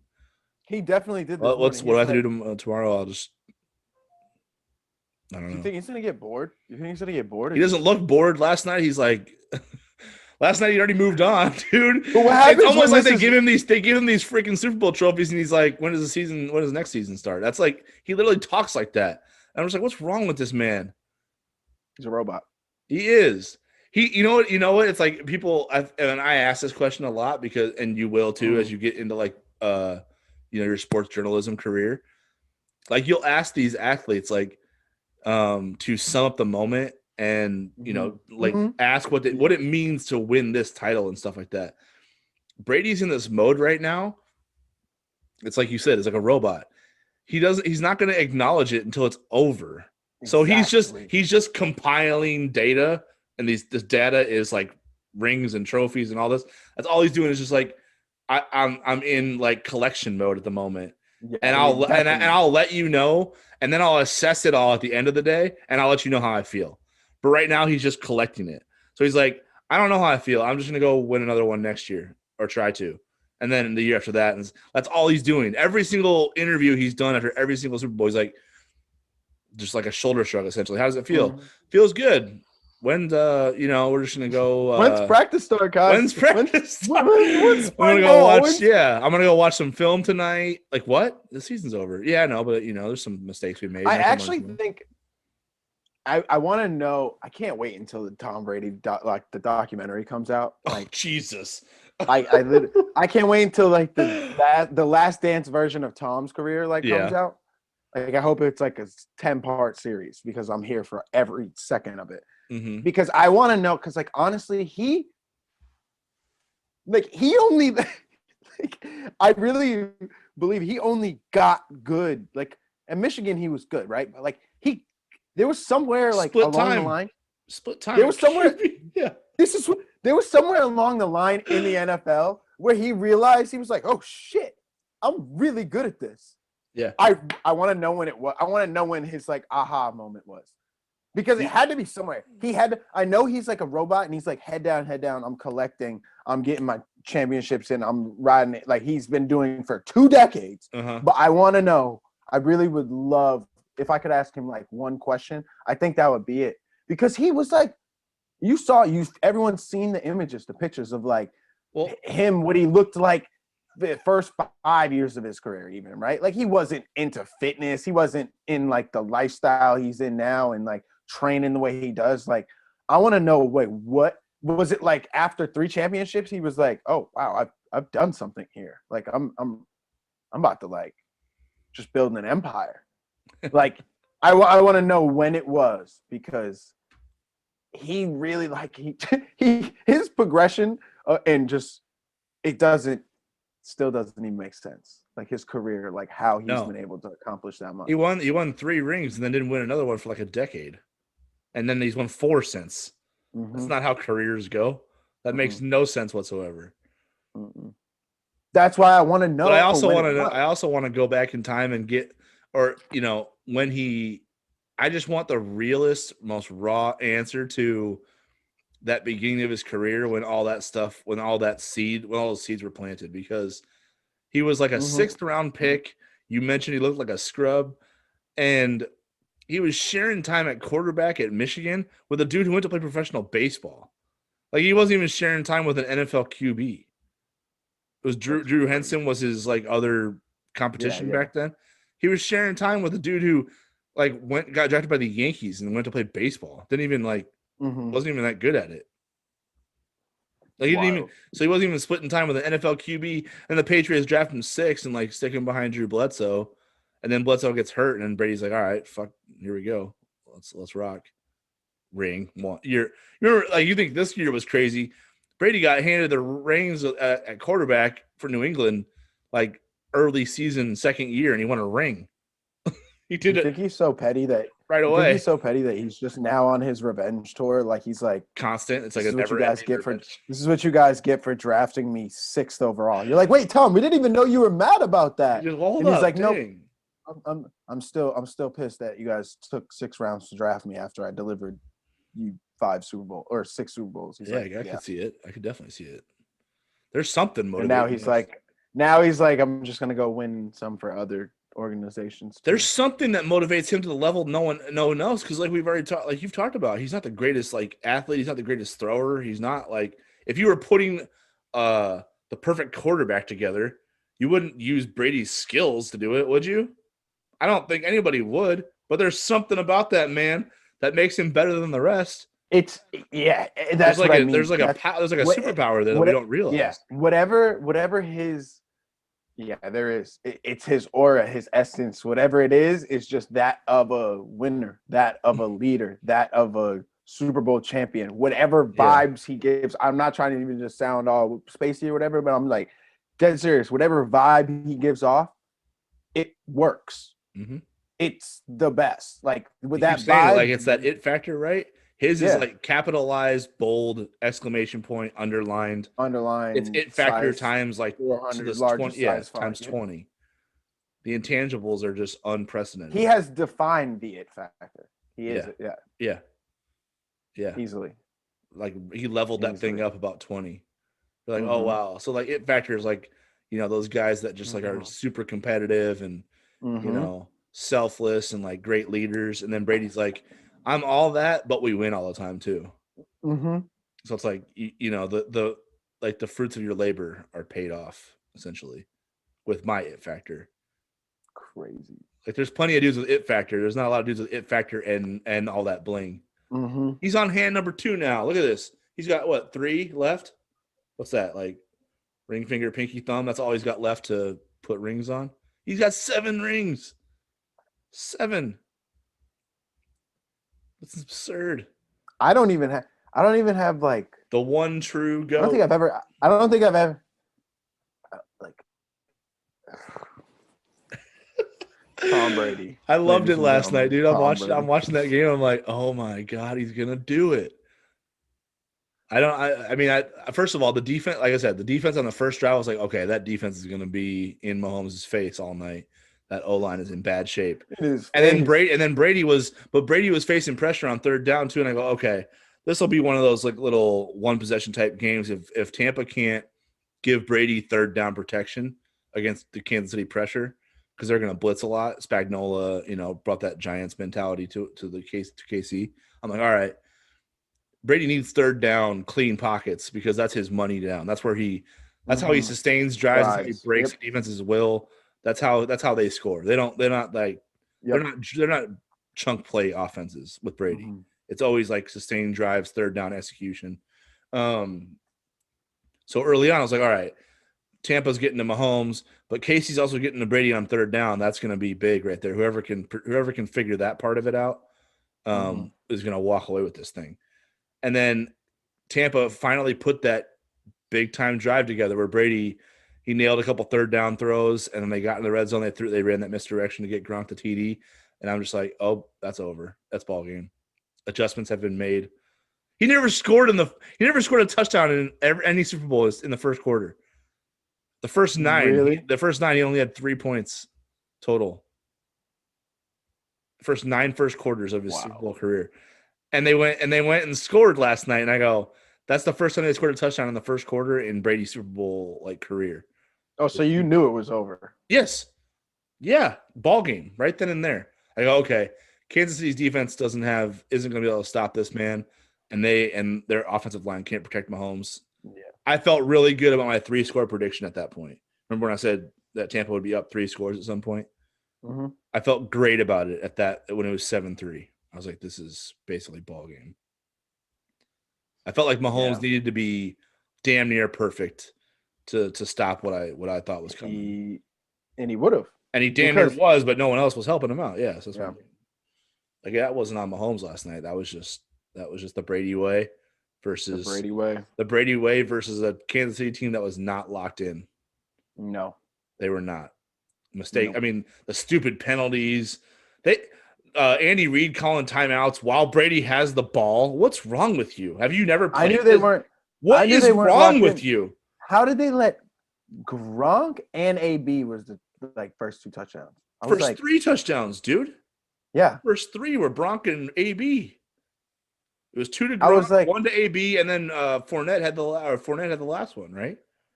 And that's why I was like, I'm not trying to say that call anyone out say they weren't locked in for real, but Tampa was so locked in. Yeah. He called that 1-on-1 with AB and Tyrann Mathieu. He saw it and was like, "Go do it." Yeah. The pass interference in the end zone that set up the score at the end of the first half, that was Mike Evans in the slot on Mathieu, deep safety. Yep. Because he told him, he's like, "I'm targeting you all night." Mm-hmm. He let him know, and then he did it. Because you know why? He's like he got the pass interference. Yeah. Psycho Tom probably went and watched film and was like, "Oh, this is the dude talking shit about me. Like, oh, I can expose him like this, and this." Yes. And he did it. What was that? What was the big Gronk play where Gronk almost broke that one? Remember when he got tripped up? Oh yeah. Over the middle? That was Brady. That was Brady fucking with Mathieu. He looked him off so bad and hit Gronk quick. Oh, he looked him off so bad. Mathieu wasn't even in the same territory as Gronk. Not even close. Yeah. And he was like literally showed it. They're like Gronk, like Mathieu was like throwing his hands up, like, what the hell? He got him. Part of it I thought was a joke too, even when they replayed that, when they played it back, because he was looking him off so aggressively that I was like, how did he not even pick up on that? Like, how did Tyrann Mathieu not figure out that? He's like, wait, why is this dude like mugging me right now? Yeah, like this is. I was like, how did you not? Yeah, that's what I mean, bro. That's in his head. You don't mess with. That's what I mean. You don't piss off a goat because he will. Brady lives in so many of these guys' head. He's gonna have it. Like Tyrann Mathieu's awesome, but he's gonna have nightmares about that. Oh yeah, for the rest of his life. Yeah, Brady made him look like a fool. He really did, though. Like memes all over the place, like a fool. He immortalized that man in embarrassment, essentially, because he ran his mouth. Like, that's what I mean. You don't talk to goats like that. Don't anybody learn from history? Don't poke. Everyone that poked Jordan got it. They got it. Everyone that said anything about Kobe got it bad. Got it. It's like you don't mess with those people. You don't do it with these guys. They're psychos. You don't mess with psychos. Yeah. Like you just leave. No, you can't. Like it actually takes a certain level of to be that good. To be good at anything takes a certain level of crazy. Because to be good at anything, you just have to be literally have the ability to be so invested in something, which is just like a level of psychotic. Well, like for people like Tom Brady, you don't do that because you just, for every way you think you can get one up on him, he knows 100. Mm-hmm. Like he's just that dedicated to this shit. This is his shit. This is what he does. So bring it down to Creighton level. Like we've talked about that with Marcus, right? Marcus is like an absolute psycho. Like just he's not right in the head because he's psychotically competitive, right? Yeah, no. Remember that one time? Remember that one time Niatawa wrote that Marcus Howard dropped him in that game where you guys beat him when Marcus's freshman year when they were top 10. Remember you guys went and beat him, but Marcus Howard got him one time. That Marcus's whole family was mad at John for that. His mom came after him, Macy came after him. Marcus and Caleb were talking to him about it. You don't poke a goat like that. You don't make a student psychotically competitive angry. Go back to last year's regular season finale against Seton Hall when you guys won the Big East title. I mean, I'm sure you know this, but Marcus said that that Miles Powell told Jet that he was going to drop 50 on you guys. And then Jet told Marcus, and then Marcus was like, okay, like basically like bet, like all right, like and then that's why it makes a lot of sense when you know that Mm-hmm. because you Mm-hmm. watch Marcus's demeanor that whole game. He was just like Brady was last night. Mm-hmm. He was Mm-hmm. talking shit to He Quincy has. McKnight. He was talking shit to Yep. Miles Powell. Like he was Mm-hmm. talking to he was like putting them on tilt while he was It's dropping threes in their eyes.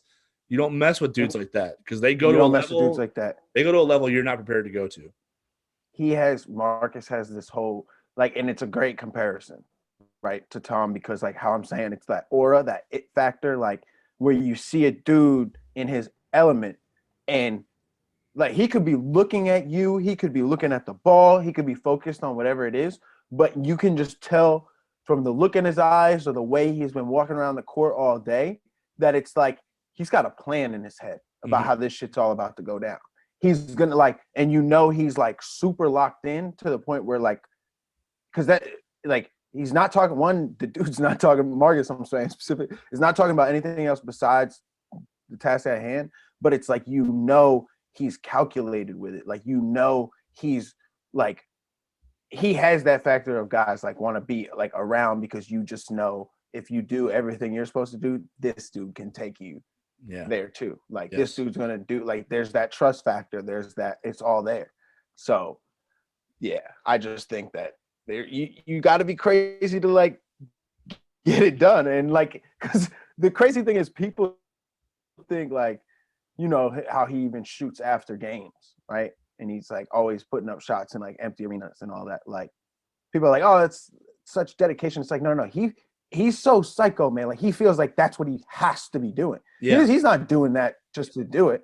Like he's like, no, I have to. Like he's like, no, I have to be shooting from these spots in this arena. Like, and when he's doing it after the game, it's because he probably missed a shot or something from that spot, Yeah. and so he's doing it for a certain muscle memory to get that in. It's not just so people notice he's putting in extra work. Right. That's not what he's literally so locked into the shit that he's like, I have to be like, I have to have this vision of it. I have to see it from the spot. I have to make sure it's like he has to control all his controllables. Mm-hmm. And like that's GOAT level stuff. Like that's top level competition stuff. Like that's psychotically being that competitive.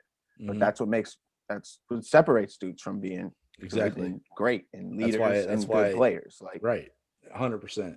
And I mean, you're seeing it. You're seeing it with, I mean, since he came back from that hamstring injury, and he started feeling right again, like his numbers have been basically where they were last year. His turnovers are down, actually. Like he said, he's turning the ball over less than he was last year. And his scoring's right there. His overall shooting percentage is down a little bit because he's just getting defended better. But I mean, he's shooting the same from three, he's shooting better from the free throw line. All this stuff, like all that's coming into play.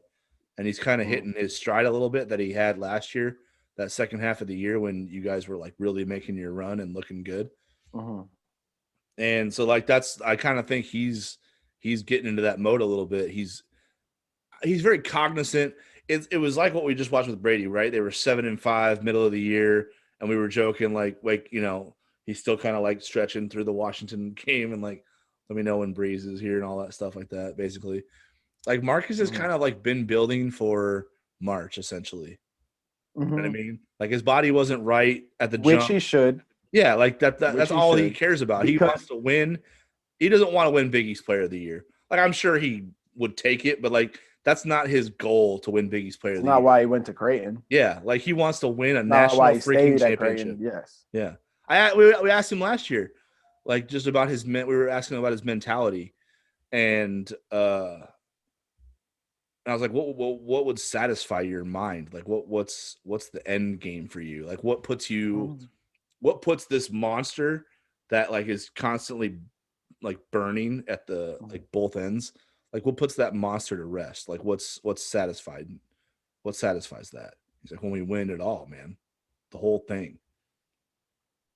That's what I mean. Like you don't go to Creighton and talk like that, but he's built different. He doesn't care. The name on the jersey is like where he's at, and he wants to win. He doesn't care if it's never been done before. That's just how he's wired. He's also like he's very, I guess, wise beyond his years in the way that he just knows after this year, yeah, the Big East Player of the Year, like, will they be talked about? Mm-hmm. Right. Sure, but you know who's talked about more? The national champion, Mm-hmm. right? And like, there's no like we're sitting here right now. Aaron Rodgers was the MVP of the league. We didn't Yep. just spend, and how much time did we just spend talking about Aaron Rodgers? Like, Yeah. and we could like because we could say Aaron was he the best player in the league this year? Yeah, but clearly Tom Brady was the most valuable. Like if we're really going to talk about it, come on, Mm-hmm. that's where it's like Marcus knows that. He's like, I don't. The Big East Player of the Year preseason. What does that do? Cool, right up, like couple. It's because winning, you can't argue against it. Like we can't sit up Right. here and argue against Brady right now. Like Brady didn't do everything for the season, and Marcus knows that. He's like, you can't argue against me if I'm a winner. Mm-hmm. You can't say anything about me if I'm a winner and if I actually do that for my Yeah. team. Well, he probably saw like the Miles Powell, Marcus Howard love, right?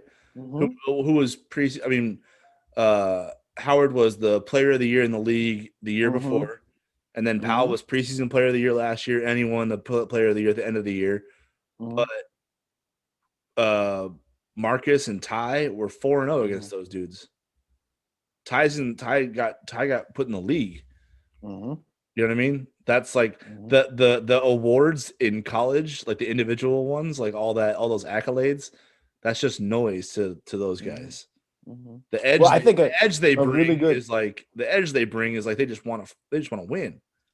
Well, you know, it's a really good comparison. I was thinking about this week. Is I watched a lot of the NBA games, and I actually wrote an article on the Dallas Mavericks and talking about like Jalen Brunson and talk about guys who I've competed against who are like real leaders and winners like that. Mm-hmm. Like Mm-hmm.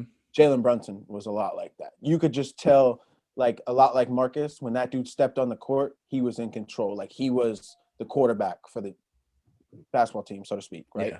And so I think like he's a prime example of like you can be a Miles Powell and you can be a Marcus Howard, a bucket getter. Like cool to talk about how much that player scored and did all that, but like Jalen Brunson's in the league based off winning and how he positively impacts winning. Like Yes. that's a skill. That's a Mm-hmm. skill worth more than just getting buckets.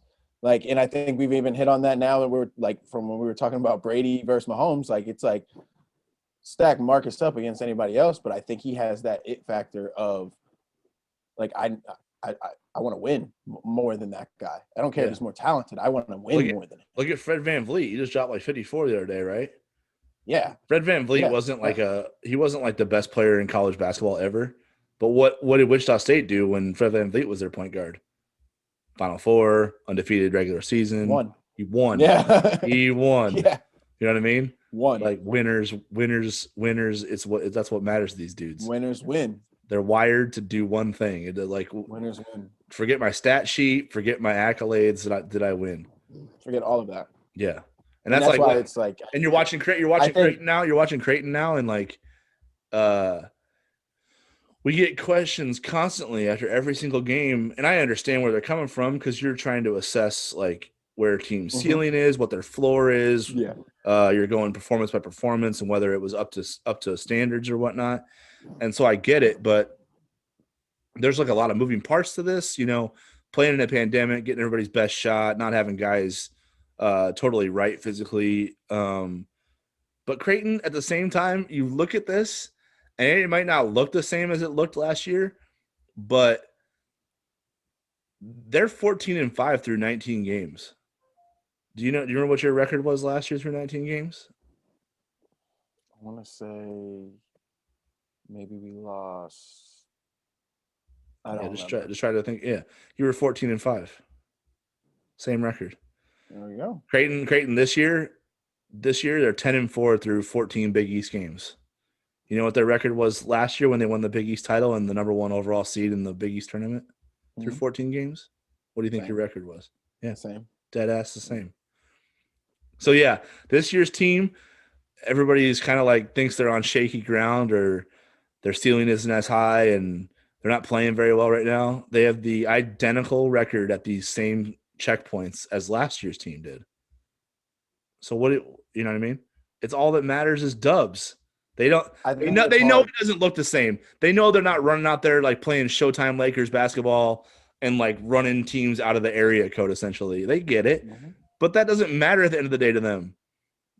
I think what's hard, They want especially dubs, so they're winning. Their success rate is the exact same: 14-5, 14-5, 10-4 in the league, 10-4 in the league. It's all on the same path so far. but that's what I think. As you're saying, right? Like from a fan perspective, I think that's what it is. It's just like because we are gonna say that this year's team and like how we've gotten on the podcast and said this year's team is more mature even than last year's team and like more experienced and like I probably trust this team a little bit more than I would have last year's team later in games. But like now they lose a couple. Marcus isn't healthy for a little stretch and we get to this period in the season, which I'm saying to like the fan perspective, this is like a weird point in the season. And Mm-hmm. just in talking to guys, like, like this is just like it's not quite like meaningful end of year conference games yet. And it's like guys still trying to figure it out. A lot of teams battling injuries, not to mention COVID this year. I don't even know what that would be like. Mm-hmm. But this is just where the season there's lulls in the season, right? Yeah. And I just think because of that, like now we're getting an overreaction out of Creighton fans where it's like, I think this team is actually, and the reason I'm glad I got on the record and we said what we said about how this year's team, it's like you don't get as nervous. I actually want to extend that to saying I'm not as nervous as the season goes on as much because I can see how like Marcus and even DJ, like everyone has a good grasp on like how like this it's a long season and even though it's condensed this year it is a long season so it's like yeah I am glad Marcus took like time off to figure out an injury like or had some whatever at the beginning because what matters the end. So I'm glad that they're figuring this out to put it together at the end. No, that's a skill in itself because how many times do we talk about like the tragedy of Creighton is like end of years there's nothing left. They peak too early. Yeah, right. Peak too early. Yeah. So from the fan perspective, why would you want them to peak right now? I know. Do you want them to just be undefeated until no? Let's lose a couple now because that's fine. We'll like let's have learn lessons along the way. Georgetown on a random Tuesday night. Fine. Yeah. Why did we lose? And now it's like this team is so smart. They know that. They're like, okay, whatever. We lost to Georgetown on a random weeknight, but like now we can put this together so we don't lose on a random weeknight during like the Big East tournament or during the NCAA tournament. Like that's when this team's going to be locked in, and that's actually what makes me excited because I know with Marcus and all these guys last year too. You guys lost games you shouldn't. You guys lost at Georgetown last year. Mm-hmm. You guys lost to like Butler was good earlier in the year, but Butler was not good at the end of the year. They were not playing good basketball. Mm-hmm. They were like a 500 team. Mm-hmm. You guys got cooked by them at Hinkle, right?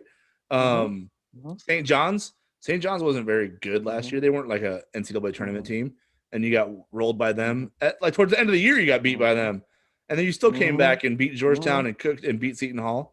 Like that's what I mean. If this team, I don't remember which one I said it on, but I said it recently. This team's destiny is tied to March, so it's not about this part of the year. Like this part of the year is the building process. Agree. That's why I went back to the Tampa Bay comparison because Brady at 7-5 knew that wasn't where their season was decided, right? He knew their season was decided when they get to the postseason. That's when it's lock-in time, and that's when we write our story. No one's gonna remember what the Bucks did in the regular season this year. No one's gonna remember that. They're only gonna remember the 3 road games in the playoffs to get to the Super Bowl and then beating Mahomes. That's it. That's the story. 4 games. No one's gonna remember. No one's gonna remember that Creighton lost to Georgetown on Pink Out night if they go to a Sweet 16 this year. Exactly. No one's gonna remember that. They're gonna get it confused. They're like, "What year did they lose to Georgetown on Pink Out? Was that the year they went to Sweet 16? I don't remember." Like, yeah, it actually was. That's what I mean. Yeah, because nobody's talking about how Tom Brady lost to the Bears for the first time in his career. I didn't even know it until you brought it up. Yeah, I was like, oh yeah, exactly. No one's talking about that. Yeah, because he won his 7th ring. Right. This team's destiny is tied to March. They know that. They want to win they won the Big East title last year. Could not agree more. They already got that one. I don't even think they care about catching Nova.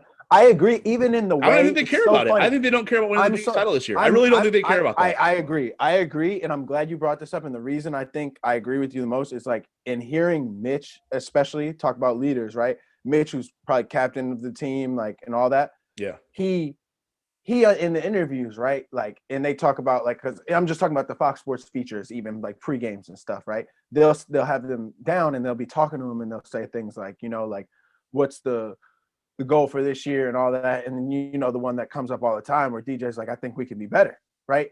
Like even when Mitch talks about it, like it's not like, no, we want to win the Big East. It's like he highlighted like, last year we thought we were really good. And then we kind of just got robbed of that experience to be like, we're finally that Creighton team. We took pride in it, man. Like I can, from being in that locker room, we were like, yo, we're about to be the first Creighton team to like go on a run during the NCAA tournament because we have a healthy product now. We're all healthy. We have Jeremy. We're in great shape. We're all feeling good at the end of the season, which is a thing we never thought we were going to have. Like, we didn't think that was going to be no one did. the case, right? Fans like going we back didn't, 20 years. and so, and that's why we were like, you know what, now that we're here, we got to go do it. And I think guys like Mitch are still like, I don't care about this. Like this season, we just got to handle business, but I just want to get back to the point that we missed out on from last year. And then once we get there, let's start talking. But like until that, I don't even want to like. That's what it seems like. He doesn't want to like. It seems like none of this really is anything he cares about until he gets to that point. Like, it's all just. And I'm not saying he doesn't care. Just building Obviously, he's in it and all that. But I get what you're saying. 100%. I'm saying like that's how I just get the vibe that this team feels. Marcus feels like all these guys are like, nah, man, like that win in the Big East is cool and all, but we felt that last year. We want to like. What did that do? Like we did that and you don't get anything. Well, it's crazy because that's their lasting feeling. The last thing they felt wasn't the emotion of like losing the NCAA tournament. It wasn't any of that disappointment where they recreated that hunger to get past that point, right? The last thing they felt was it being taken away from them before they even had a chance to play for it. So the last positive thing they felt was winning the Big East title and cutting down net. The last full game they played was they cut down nets essentially. So yeah, if you're like this team just looks like they've lost their edge, they're complacent and all that. They've already celebrated all the things you're trying to get them to achieve right now. Exactly. But all they care about is the March opportunity they didn't get. I feel that when I watch them because you're like, why is this Creighton team not hooked up from the jump? Why are they not playing well to start against Georgetown or Butler? Or why aren't they sharp today? Because I mean, that's not their goal right now. They're just building towards March. Their destiny is tied to that because that's the one thing that remains unsettled in their books. Marcus was talking before you guys even ripped off like that crazy run. He was talking about winning it all, dude. He wanted to win every single thing on the schedule. Big East, NCAA tournament, all of it. Mitch is the same. Mitch is the same way. Yeah, I was fueling that. I know. Fueling that. Mitch is the same way, right? Mitch came to Creighton. The way Tyshawn. Mitch came to Creighton. He came to Creighton to go to 4 NCAA tournaments. That's what he wanted to do. He didn't get one last year. He didn't get one as a sophomore. Mitch is a senior now. He's only been in the NCAA tournament one time. What do you think he cares about? Exactly. It doesn't. The Big East title. The Big East title is what it is. It's been done. Mitch is a lot like how we were saying, like the Brady, the mentality of like head down. I'm a robot. I'm gonna look up after this is all done and we can talk about it then, right? Mitch is like one of those guys because I know Mitch has a ton like records he's broken and all that. He could, but he's. I bet you he has no idea and all that. Like he's the last person to ever look himself up, right? Like I think he wants it. Like that's why I brought him just into this because I'm like I think he's the real like this doesn't do anything for him. We won the Big East last year, all that doesn't do anything. He just wants to win. He wants to be like, and he knows that. He preaches that to us. Like he used to say it to us like after games and all that. He's like, the teams that they remember. Like, would you rather be the preseason player of the year and Big East player of the year, or would you rather like that's cool? People write articles on that you can make a good little living off it, whatever. But you are cemented in like history. Like imagine being the first if last year we go to the NCAA tournament, right? Like it's perfect, no COVID world. We go to the NCAA tournament and that team wins 3 games. I'm remembered in Creighton history for being like the first Creighton team rattle whatever, go to the Final Four. Mm-hmm. That's in like you. That's real. That's real stuff. That's what you do this for. You don't do it for like a, you know. I remember how hurt you were last year, like when the whole thing stopped, because that's that's the end of the road. That was the end of it. That was the end of the end of your story was the pandemic. That Big East tournament that didn't get to happen.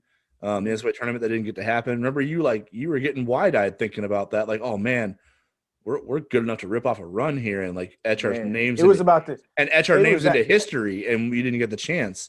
I was ready. That's what I told you. I initially had the idea of starting that when I first started the idea of making a podcast. It was because I was like, I'm about to be meeting coaches I've looked up to forever because we're about to be in the NCAA tournament. So I'm thinking like I'm about to build out. I'm about to like. I don't know who it's going to be, but I'm going to network myself in whether these hotels we stay at, NCAA tournament events. Like and especially from going like my freshman year, I'm like, now that I'm a senior, like I was like, how full circle is that going to be? Like that's so cool. how to enjoy this to the maximum effect. I know how to do this, right? And because I was like, this is what. So I just really hope this team gets that opportunity because I knew how ready for it I was at this point last year, and I knew how focused I was on just as whatever I could do to get Creighton to the end, like in my role. I was like, I'm doing everything, and I see it out of these guys, whether Mitch, Marcus, who we've been talking about, like you can see it out of them, and it's what makes me so excited. Like you're saying, I've never been more excited for a Creighton team come March. Knock on wood, because injury. But only because like I'm like this team is so focused on it, and it's awesome to hear and awesome to see. It's almost like it works out. It's almost like all these games right now are just like part of the lesson plan that leads to your final that you're going to take, and you're just preparing yourself for it. Exactly. Because I know it looks like they're like, okay, well, you're like, well, okay, well, what if a team takes the regular season for granted and then doesn't flip the switch right, or they're not prepared right for the postseason? It's like they're not doing. They're preparing themselves, I think, the right way. They're learning every game about themselves and what makes this group click. And I know if it doesn't look like they're beating teams 80-50 and stuff like that, it might not seem that way, but it's all part of the building process. They're building towards that because that is their ultimate goal. They're psychotically focused on it. The analogy, I don't know if I'm stretching here, but the analogy I thought of though is honestly, it's like, like if the tournament or going to the Final Four is really the test, right? That's all that's what they're preparing for. Like these, like the Georgetowns and the Butlers, those are all like homework assignments. Those are all just homework assignments. You got to do those just so you can be in class, like just to get in class, like to be in class, like you got to do that. And then the tests are like the Novas and the Kansases, and like those are the tests. But then the final is just the tournament. Like it's like they're just literally doing like, because no one cares if you missed a homework assignment, like back, as long as you really as long as you pass the big test, no one's going to care about the little homework assignments you missed. No one's going to care that you bombed a couple tests along the way. You got a 60 midway through. Like no one's going to care. They're going to care as long as you pass that test at the end of the course. Right. And Creighton just needs to pass that test this year. They do. That's all their destiny's tied to. I totally agree. Yeah. I mean, it's just like and that's the thing, like not every team right now in college basketball is focused on that. Some teams are just trying to get through the pandemic. They're just playing because it's what they do, and they're not really focused on any type of achievement. They're just like, man, good point. I just want to hoop. I just want to hoop and not have to worry about, getting COVID. Sick and like taking tests and going to class and all that. Basketball is like my escape. I just need it for that. Some guys have bright futures in the league, and they're thinking about how do I keep my body right for the opportunities that are going to come as soon as the season's over. And then some dudes are like, I want to win at all costs, and I'm just building toward keeping my body right, getting this team to click. That way when March rolls around and it's NCAA tournament time and we all head to Indy, we're ready to go. We're ready to make history. Creighton's one of those teams right now that is focused on writing pages in the history book of that program that have not been touched yet. That's what they're focused on. And I just think that's why I'm not like, I know that these games along the way have to be assessed and all that, but I haven't found myself going too big picture about what it means for March yet. I think their ceiling is still what it is because that's what they're focused on. So it's hard to, I agree. Yeah. And they're going to fit this week, maybe their toughest week of the season, honestly. They've got a Georgetown team who I think is playing really well right now and already beat them. Balling. And then they got Nova, who is right now the top of the league, the class of the league, a top 5 team in the country. Like this is their toughest week of the year. So I think they're going to take this week extremely seriously for March. Like I think they're going to use this as a pretty big. Exactly. I think this is going to be a big litmus test. That's a great point because I think this week is going to be very telling. Look at this week to specifically show you exactly who this team is. Like don't like take the signs as they come because this is a very I think NCAA tournament kind of schedule, like I don't know how to say this the right way, but like I think it's very like a similar situation in the sense that it's like a talented Georgetown team that could possibly beat you as long if you play them the way you played them last time and you don't make the correct adjustments. So if you don't learn, if you don't show maturity in this first game, you're not even going to win. So like they have to do that. They have to show that they're able to like acknowledge their like where they fell short, they fell short in the first game, and just be able to grow from that and show that against Georgetown. And then they got to really hook it up against Villanova, right? So it's like, well, hold on, didn't you see that against Marquette? Yeah. Look at the 2 Marquette games. Oh yeah. Remember how they lost to Marquette the first time? Oh yeah. Dude, Theo John and Dawson Garcia got like 5 or 6 rebounds on Saturday total between the two of them. Yeah. Dawson Garcia had 10 in Omaha himself. He had 6. Dawson Garcia had as many offensive rebounds in Omaha as him and Theo John did in total on Saturday. So that's what I'm saying. Hey, Creighton learned the lessons. Like that's what they're doing every game. They played Marquette twice. The first game didn't look anything like the second game, right? And it's funny because they didn't play as well offensively in the second game, so you're thinking, "Oh shit, they're in trouble." They didn't hit a single. But they hooked it up on defense, especially in the second half. And Damian Jefferson was a monster on the glass. Damian and Christian killed it on the glass. Remember that play in the second half where DJ comes baseline, Kalkbrenner misses that little 5-footer. Yeah, and he comes in and he just tips this dude straight out. He just backs into this dude, goes up, tips it, and then flexes. Yeah, that's what I'm saying. Yeah, he learned from that first game where the blockouts were awful. Dawson Garcia got free runs to the rim. Jamal Cain, all those dudes crashing the glass like monsters, and Creighton just didn't put bodies on them. Damian Jefferson put bodies on Dawson Garcia every single time the ball went up. Dude had 2 boards the whole game. I think they must have had, or 6. He ended up with 6, but he had 2. Like they definitely had. I know after the Georgetown game, they had the plug in the hoop all week. They were for sure. Box out drills. Seriously. Mac plugged the hoop and they were just boxing out all week. No shots went in practice. Christian looks so. It's so good to see him. Like I thought he turned his ankle bad, but like it's so good to see him like springy and healthy at this time of the season. Like just down there like that. Like and just because I know how like he's come a long way. Just in seeing him out there, like and being able to have that effect on a game like that, like. As a physical presence, it's good. That's gonna help, man. And it's DJ just does whatever this team needs, man. Dude, he's literally DJ boxed Theo John like out of the lane. Out of the lane, he did on one play. That's what whatever it is, it's like he moved that dude like out of the area code. What? Like Dame will do like I don't know what it is. They must have like they go through film now after games. And it's like, yeah, we didn't rebound well this game. Dame, we need you on the glass. We didn't have enough assists this game. Dame, we need you to pass a little bit more. No one really scored over 14 this game. Dame, you got us? And he's like, all right. Seriously. Okay, coach, I'll do it. All right. He is like it's like having a freak athlete as your glue guy. It's just like you can't stop him when he's on. Yeah. Because he's gonna get to every spot he needs to get to because you can't defend him. You can't defend him off the bounce. And then on the No. glass, it doesn't even matter if you've got like 6 inches. Dawson Garcia has 6 inches on that dude. And it's basically Creighton just took like what should be like a Big E stud and just made him a Big East glue guy. Like that's right. what Dame is. He's like, hey, he could be. And that's what I mean. You think those dudes don't want to win? Damian Jefferson could be the averaging man. 25 and whatever. Like put him on a different team. He's averaging like 25. Yeah. If he's your option number one, he's averaging like 25.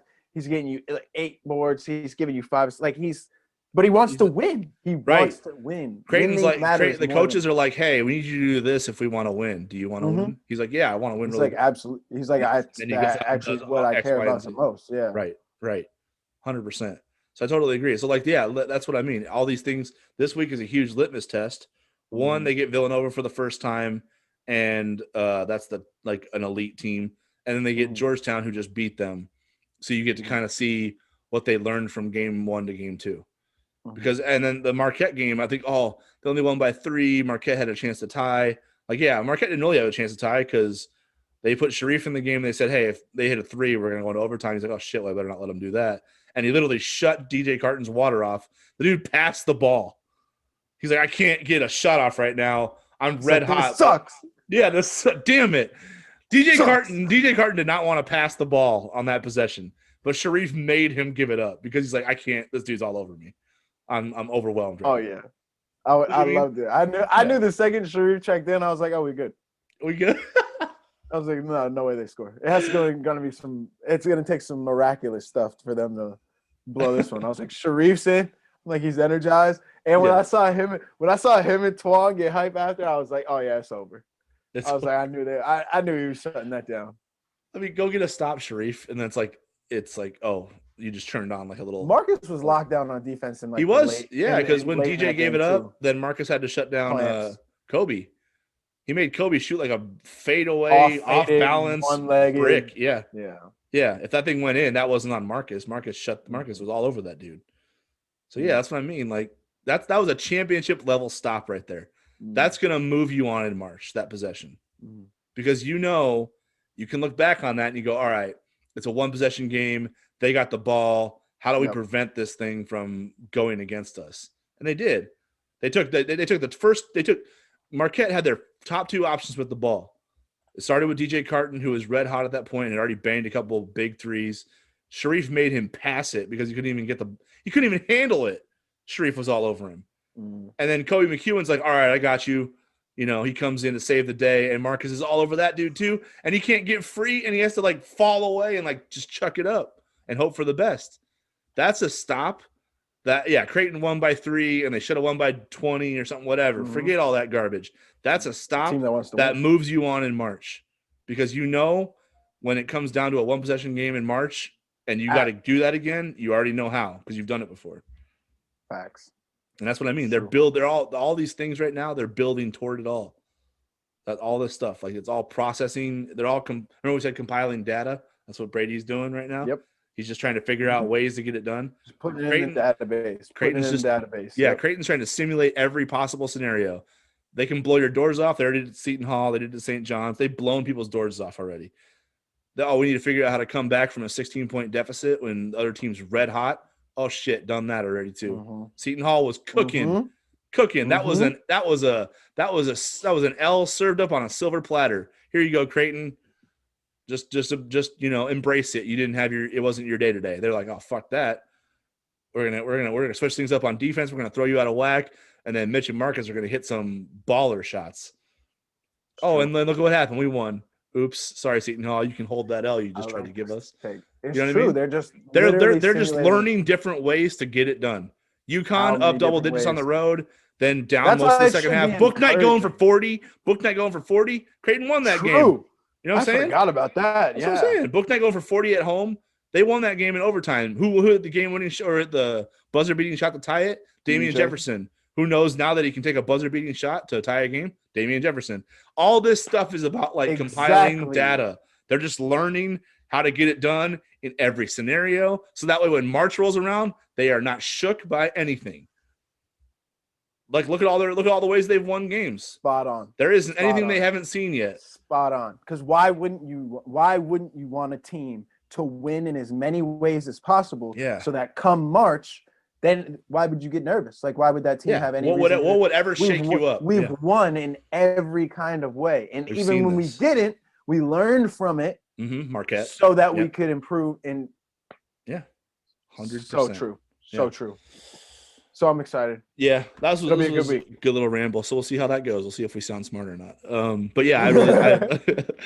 We'll see. I guess we'll see once the tournament comes around. For sure. All right, everybody. Thanks for tuning in to the GOAT talk, to the CU talk. We'll talk some WandaVision next week for sure. Definitely got to get into our. I decided to give everybody a break because it was a big weekend. Maybe you didn't catch up episode 5, so we didn't want to spoil everything for you, but we'll get some WandaVision talk going in next week. But Jordan, appreciate you. Have a good week, everybody. Thanks for tuning in. We'll talk to you next time.